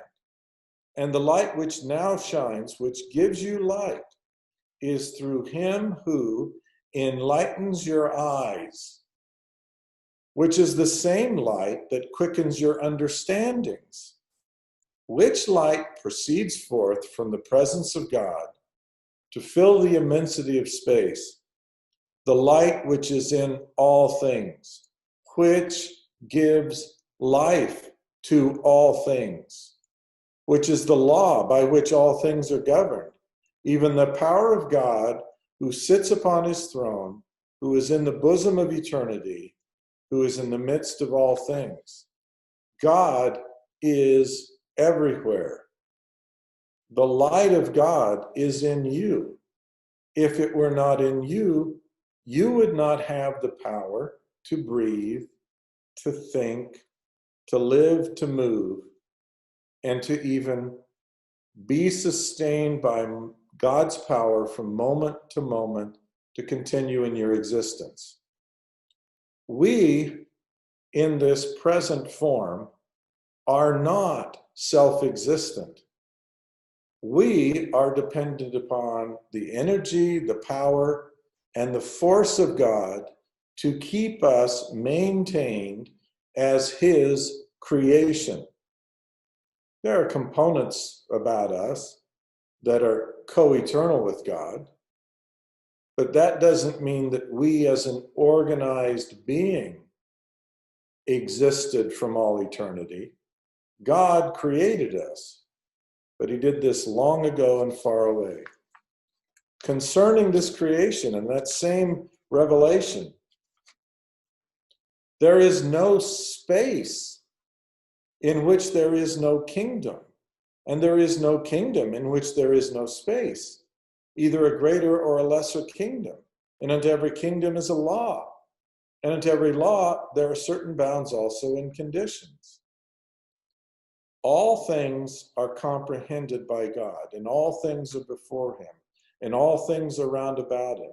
He is above all things, and in all things, and through all things, and is round about all things, and all things are by him, and of him, even God, forever and ever. The earth rolls upon her wings, and the sun gives his light by day, and the moon gives her light by night, and the stars also give their light as they roll upon their wings in their glory in the midst of the power of God. Unto what shall I liken these kingdoms, that you may understand? Behold, all these are kingdoms, and any man who has seen any, or the least of these, has seen God moving in his majesty and power. The day shall come when you shall comprehend even God, being quickened in him and by him. Then shall you know that you have seen him, that I am, and that I am the true light that is in you, and that you are in me. Otherwise, you could not abound. Everything you can see, everything that you can experience, every sense that you are able to employ is a manifestation of God lending you this intelligence in order to comprehend him. When people believe themselves to be wise and smart and good and holy, we really do delude ourselves. No matter how intelligent we may think ourselves, the fact is we know practically nothing. And we will only be here a short time period. God is everywhere and in everything, and we should be in awe of him.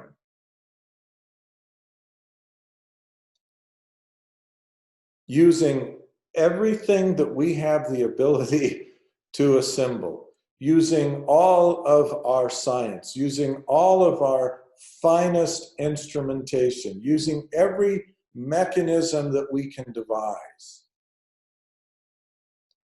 We know that approximately 68% of the energy in the universe is what is called dark energy. It's called dark energy because we know it's there. We haven't a clue what it is. Using that same science and ability and instrumentation, we know that 27% of the universe is comprised of dark matter. We know it's there because physics suggests its presence. We don't have a clue what it is. The total of these two means that 95% of the universe we can detect is composed of things we cannot see, we cannot understand, we cannot comprehend. We detect and comprehend at best only 5% of all that exists using our best science and best instruments to examine the universe. On this world, just this world, depending upon the degree of humility that we acknowledge about our present understanding, we may only know of somewhere between 1% and 14% of the life forms that exist on this planet. Of the known life forms that we know about, humanity makes up no more than 1/100th of 1% of that life.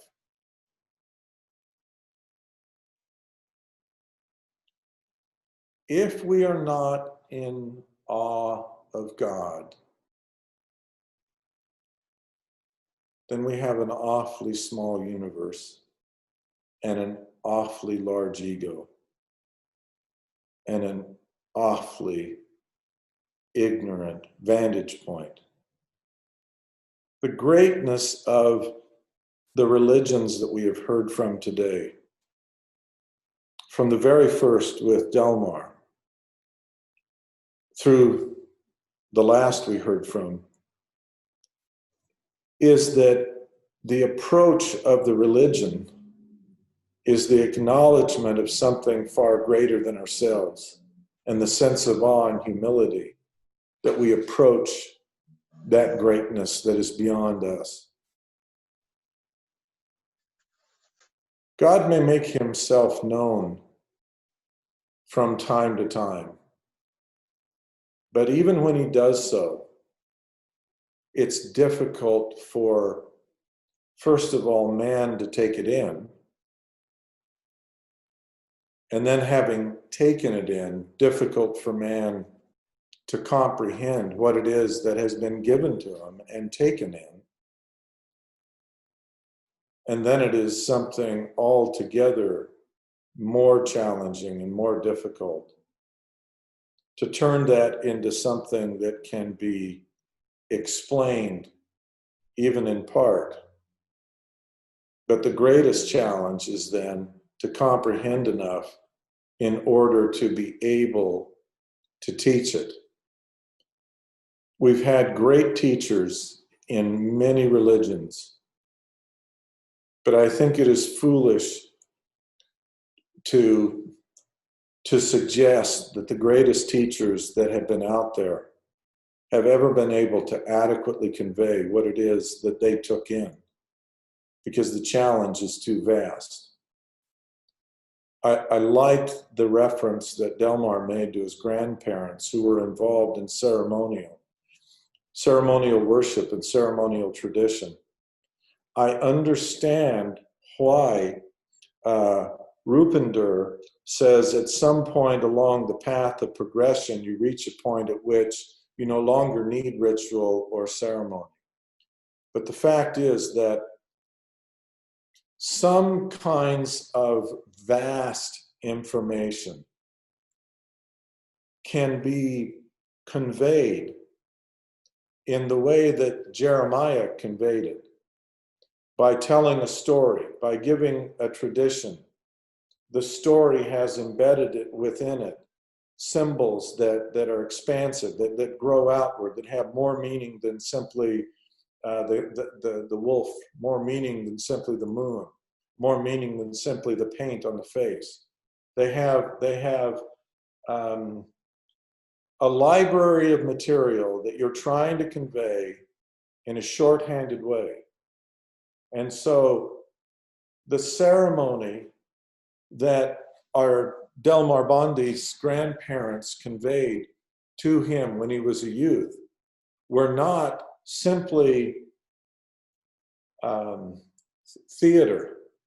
They were an attempt to take a large amount of information and to compress it into a handful of symbols, and then to deliver the handful of symbols so that someone who takes it in can then look at and reflect upon that handful of symbols, and to say, within this symbol, I see this entire library of material. And within this symbol, I see this library of material. And within that one. And so ritual becomes one of the ways in which religion is intended to strike the chord in the heart and convey into the mind and into the senses that you can take information in, something that is beyond merely the senses that we work with,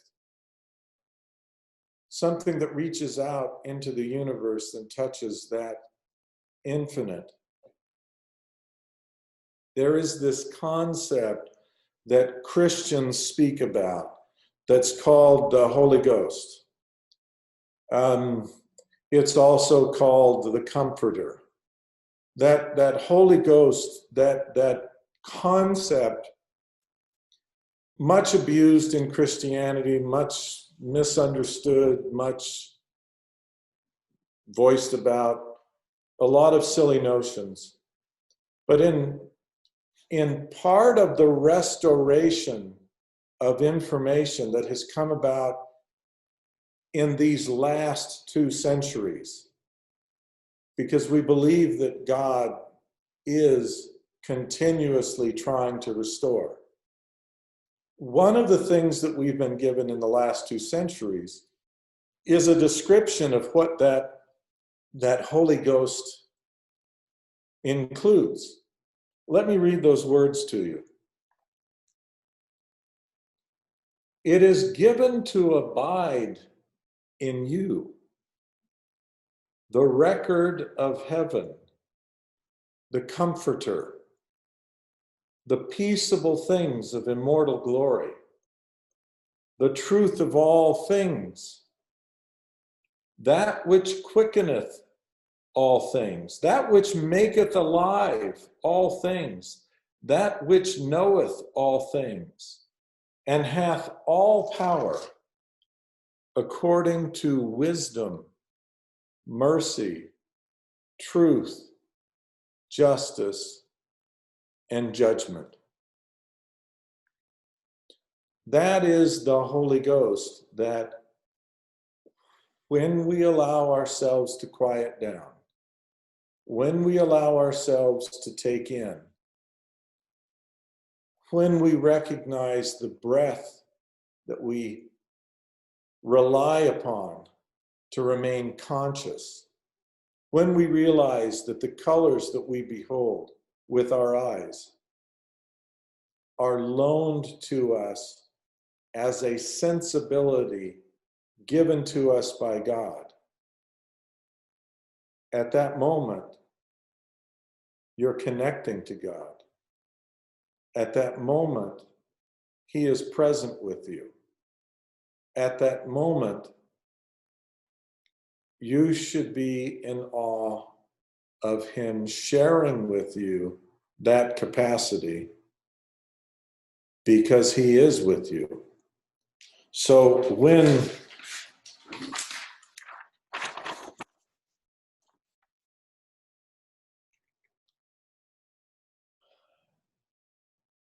the woman is struggling, getting along with the idea that she needs to praise and love and worship a God I feel completely closed off to and forsaken and unloved,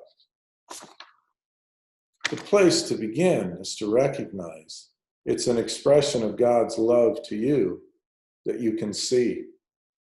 It's an expression of God's love, kindness, and generosity to you that you can breathe. It's an expression of God's love, kindness, and sustaining power, that He makes the rain to fall and the sun to shine on both the good and the evil. It's an expression of His love and His presence with you, that you have the opportunity to be here, to be part of a family, to be connected with others, to converse and to eat and to feel love and to feel kindness. The problem is not that you're not connected to God, because every one of us is. The problem is that the foolish religious tradition that you have been taught shuts your mind down so that you do not comprehend His presence in you, His presence with you, and His presence in this world that you now occupy. The pictures of the birds that were put up by Sugopi reminded me, I try to hike every day. My wife and I go out, and in winter, nature has very few of the birds around that we see here during the summer. The songbirds come and go, the butterflies come and go, but winter has its own dress, has its own coloration, has its own beauty. We've waded through snowdrifts up to our thighs, and we've heard the stirring of animals that are underneath the layer of snow, small mammals that crawl around underneath there. We've seen the predator birds that stay around during wintertime, that will listen keenly to locate their prey, and will then fly into and be beneath the surface, the surface of the snow, in order to catch their prey and in order to survive in the winter months. And then in the summer, when the flowers are blossoming, the return of the butterflies and the hummingbirds that eat on nectar, and the bees and the other life that are less dependent upon the loss of lives of their fellow creatures, and instead eat in the vegetable world and survive sometimes on nothing more than nectar. A land flowing with milk and honey was what was promised anciently to Israel.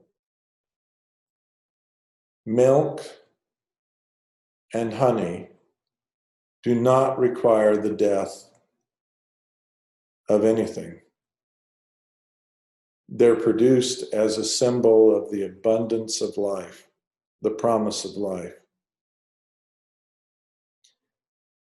When the ancient Israelites built a temple in the land of Jerusalem, they had waited generations to build it because their holy place was really a tent, a tabernacle. It was portable and they moved it from place to place. But they finally built a fixed location for their temple in the city of Jerusalem. They built the temple on a hilltop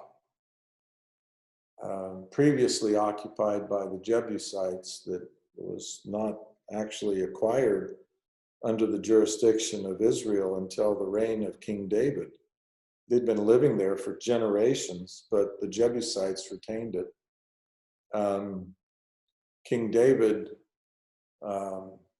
in the final attempt to conquer that site, said whoever was first over the wall would become the captain of the Lord's host, hoping to displace his nephew, Joab, who was the only person contemporaneous with David that scared David and frightened him. And he was hoping that someone would be over the wall first, and maybe he could get a new captain of the Lord's host and be rid of his nephew. But Joab was the first one over the wall and conquered the final stronghold. And so the site on which the temple would be built was obtained by Israel. David thought that he would be the one to build it, but the Lord told him, no, you're too bloody a man. You've shed too many lives. You've done too many things that disqualify you. And so while David could gather the materials, the Lord commanded him not to be the one to build it. It was his son who built it. And so Solomon built the temple, finally a brick and mortar building that would house the oracles of God and be the holy place that people came for festivals and worship and sacrifices. Well, it was built on a prominence, the former stronghold of the Jebusites. It was built on the prominence. And to the east was the Mount of Olives. The sunrise in the east in Jerusalem anciently would rise as the sun came, and the sun would then, as it does here in this valley, it would then start and creep down until the sun cleared the mountain, and then it was visible everywhere. The eastern wall of the temple that was built by Solomon had overlaid on it gold, a thin layer of gold, but it was gold on the eastern face. So as the sun crept up from the east, the sun on the top of the eastern face of the temple would reflect that sunlight in the gold on the temple as the sun rose. And so for some period of time, every morning as the sun rose in the east, there would be a time when you could not see the sun because it was blocked from view by the Mount of Olives, but you could see the reflection of the sun in the gold on the temple, and it would appear as though the day was beginning with the sun shining from the house of God as the sun returned and light returned each day to the earth.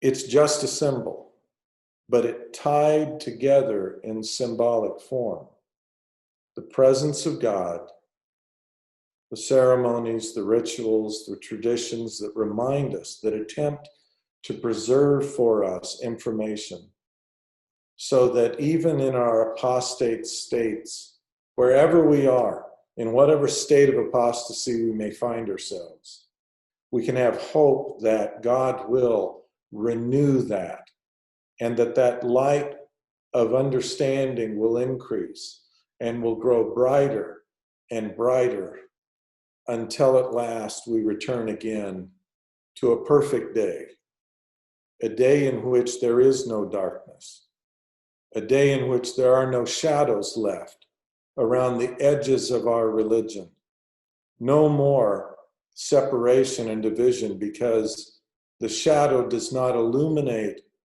the truth that we hold dear in our hearts, because that also is returned again, renewed again, restored again.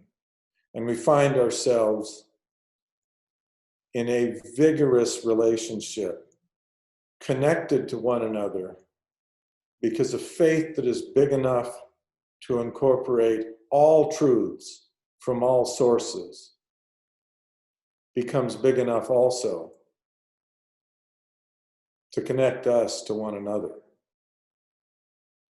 It's in that search and that desire for restoration that we all have hope of returning once again and finding that we all stand on common ground. In fact, we all stand on the same ground. Now, I've seen various agendas for today, but my understanding is that we're supposed to end this at noon, and I hate to impose upon people by dragging something out longer than what they had planned to participate in. There's like 2 minutes left until noon. Is there any, are there any questions that I ought to take a look at before we wrap this up? Yes, we have just a couple of questions that you might be able to answer. I guess first, can you please tell us a little bit about your spiritual background and what scriptures you're quoting from? Because I didn't really introduce the speakers. Oh yeah, I'm an excommunicated Mormon, I suppose. I'm a free-range, non-denominational believer in God's work in all ages at all times, and I believe that God did something in the life of Jesus Christ to bring about truth. I believe that became corrupted sometime after the death of Jesus Christ, and that Christianity preserved and perpetuated an echo, but not the fulsome thing. I believe that Martin Luther was inspired by God to rebel against Catholicism because Catholicism had become oppressive. And Martin Luther's rebellion against Catholicism not only helped free people from the tyranny of Roman Catholicism, it helped Roman Catholicism repent and return and improve itself.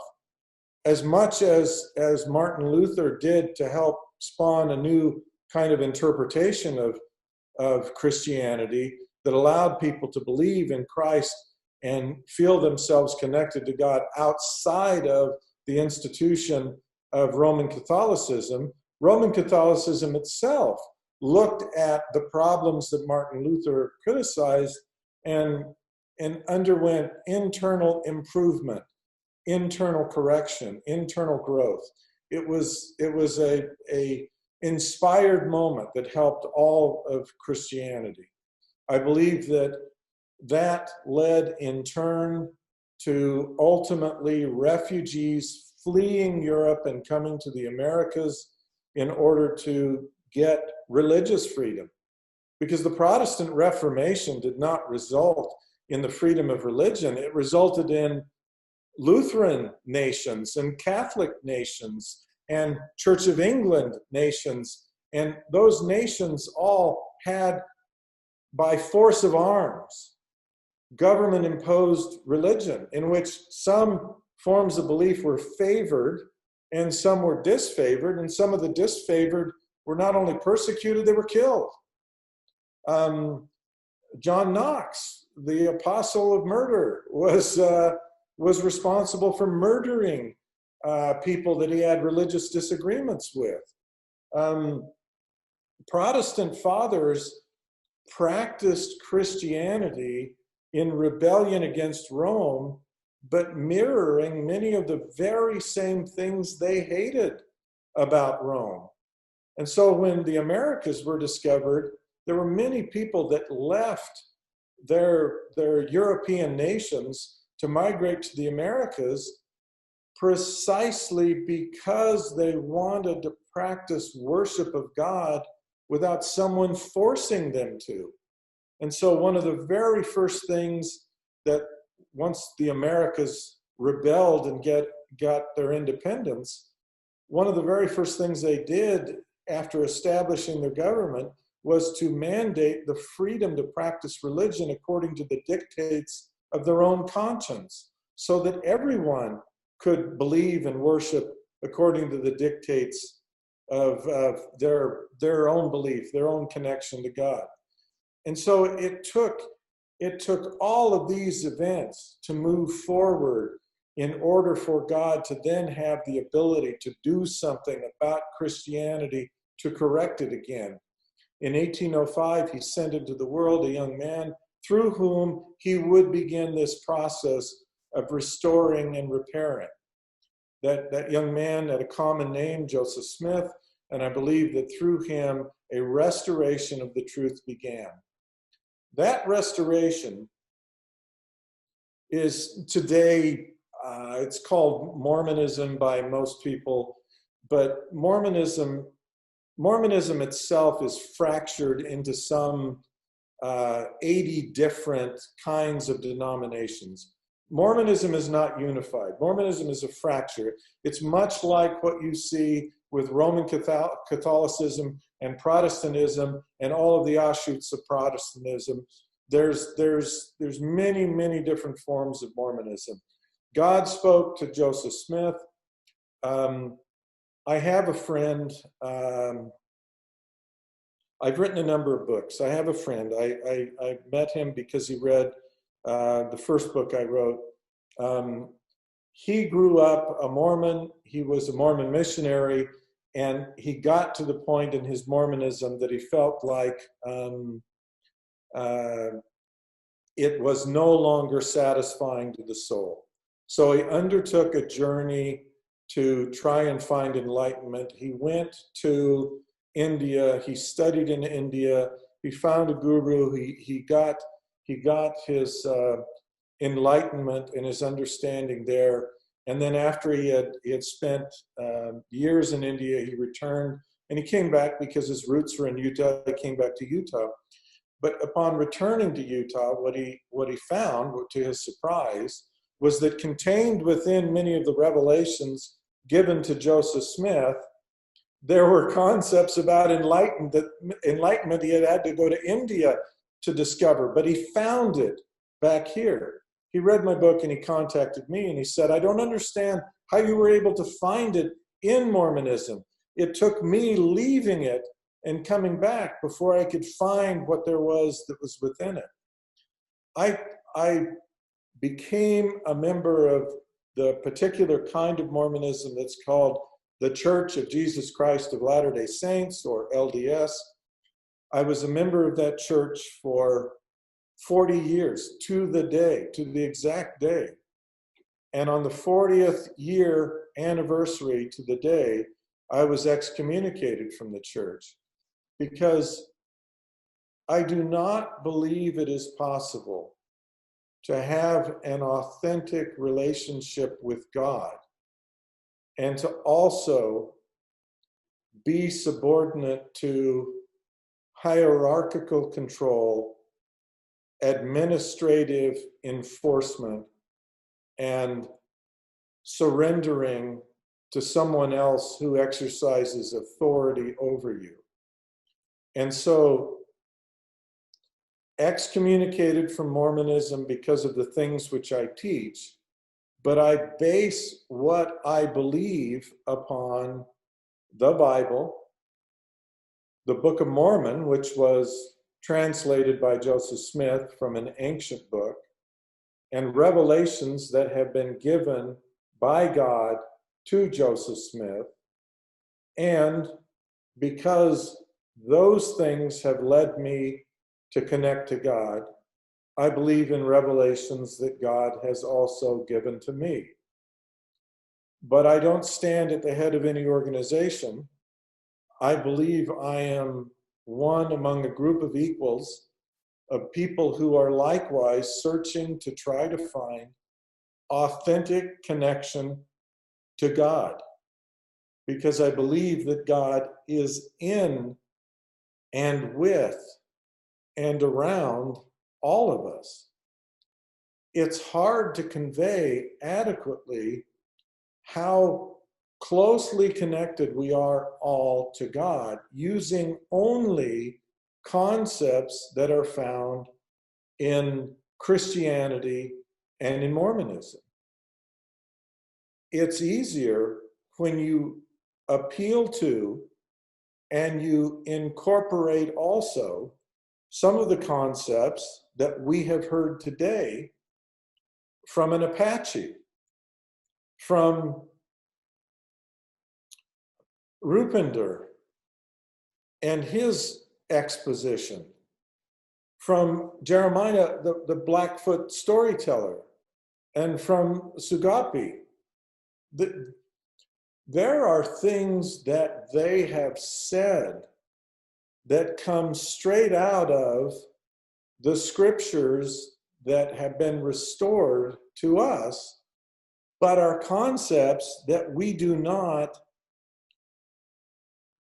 adequately express, even though our scriptures contain them. We need others who come from a Sikh background or from a Hare Krishna background to articulate and to put into words these vast concepts. I am someone trying to understand and to teach truth with a recognition that the greatness of God dwarfs the capacity of any man to adequately convey to another. The best that we can do is to invite and to persuade and to say and to deliver constantly the message. Come and see for yourself. I believe that God will reveal himself to everyone. The way in which he may reveal himself at first may be very limited. It may be very small. But we ought to appreciate even that. And we ought to prize even that. By the time a person is given the opportunity to stand in the presence of God, they're not standing in the presence of God because God is trying to impress them or because God is trying to give them greater faith in him. It's because in all of the little ways in which God has previously revealed and made himself known, the person has accepted with deep appreciation and humility and come to the recognition that we are all really utterly dependent upon him. None of us are great. The best we can offer is our submission and our humble support to God and our fellow men, because God cares as much for each one of us as he cares for any one of us. And so none of us can say we're great, we're good, we're holy. Should God make us holy for even a moment so that we can endure his presence, that's a gift from him.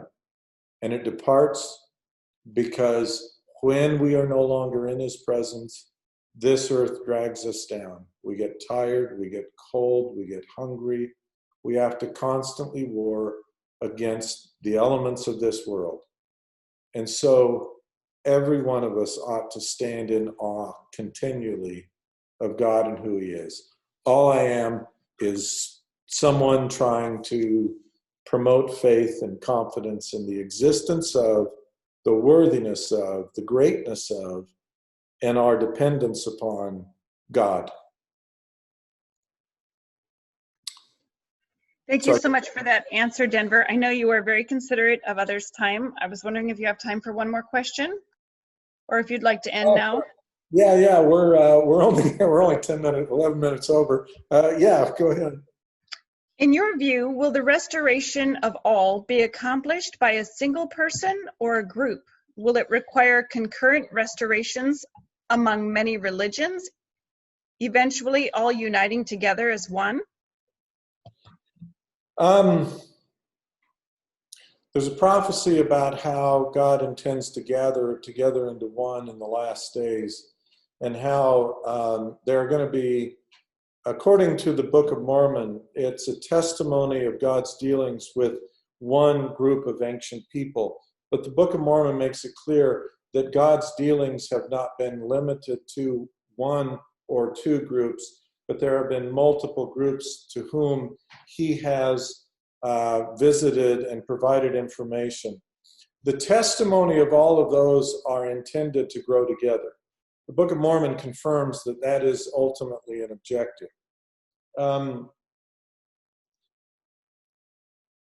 Prophecies require that there be a house built, that there be a people gathered, that there be a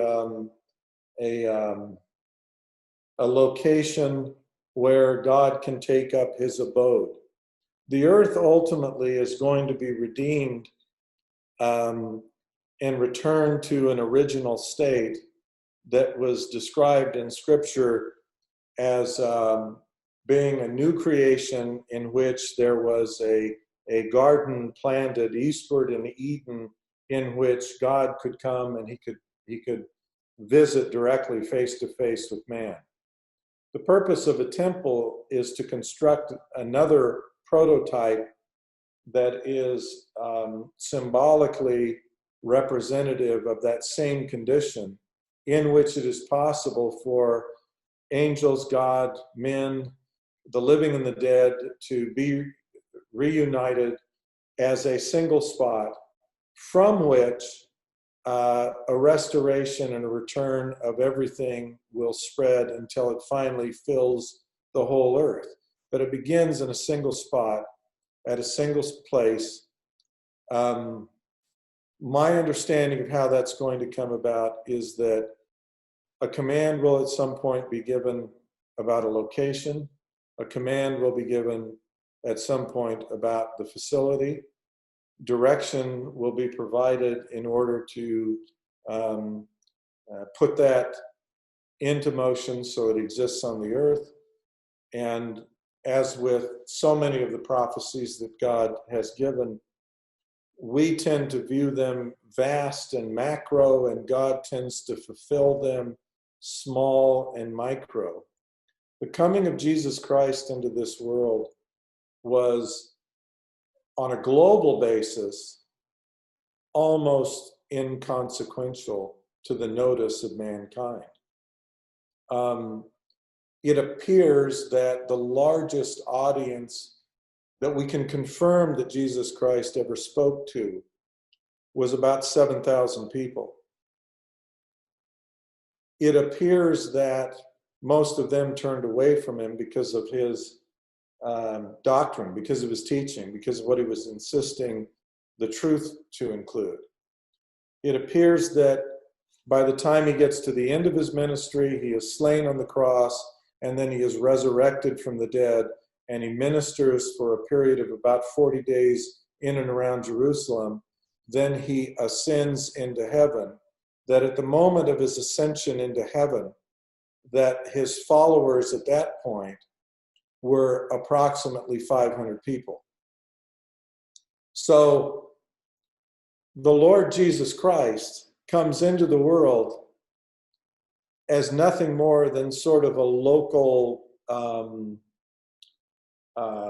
disturber of the peace.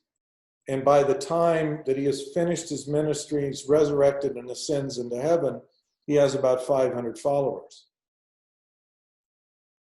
If you look at the scriptural prophecies, the symbols embedded in the law of Moses, the foreshadowing of a paschal lamb that would be slain in order to rescue and save mankind, if you look at what Isaiah foretold, what the Psalms celebrated, if you look at the vast body of literature, and then you compare that to the fulfillment of all that in the life of Christ, it would be very easy, if you're being fair about it, to take a look at that and to say, God fulfills his great designs in very small ways.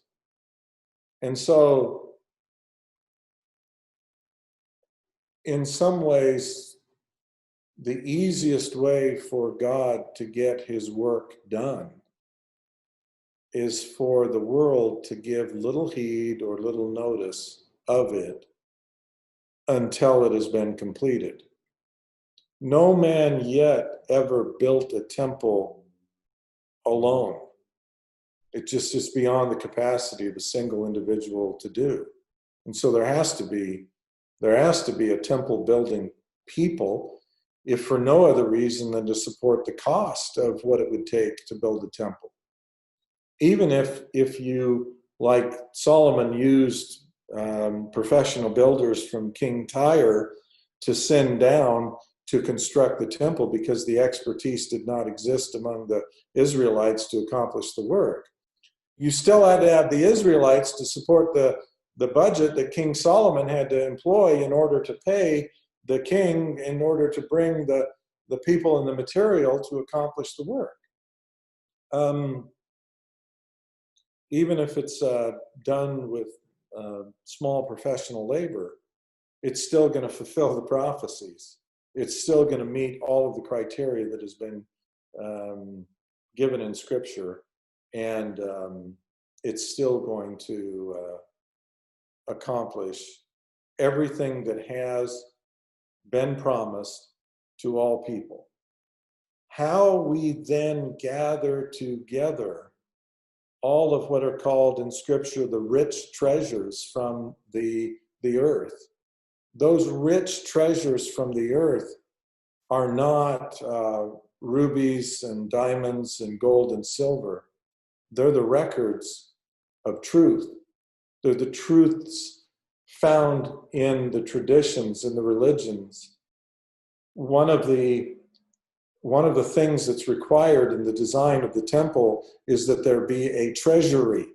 But the word treasury, the room is viewed by some people as having money and gold and silver and value. It's not that. The treasury of the temple are where the records are kept. It's where the greatest truths are to be housed. They're a place for preserving the great truths that God has planted around the earth that are to be gathered together so that there is one place that houses the most valuable thing that we have. It was not the marble temples on Mars Hill that endured. That's not where the treasure was found when the Apostle Paul spoke to the Greek philosophers. It was in the truth that was taught by Paul in the sermon he delivered on Mars Hill. All those people have long since been reduced to dust, and yet the sermon has been preserved. That's the treasure. That's what needs to be gathered. Okay. Now we're 20 minutes over, so we should wrap up. Thank you all. Thank you so much, Denver, for speaking today. I'd like to thank all of the speakers who came and shared with us the treasures that they have from their spiritual path with God. This will be recorded and shared on YouTube as soon as we can get it up, and also at restorationarchives.com. If anyone has any questions in the meantime about some of these speakers, or maybe how to get in contact with them, you can email me at jillvanharen@msn.com, JILLVANHAREN. And we're going to close up right now with our closing prayer that will be given by Brian Zhang.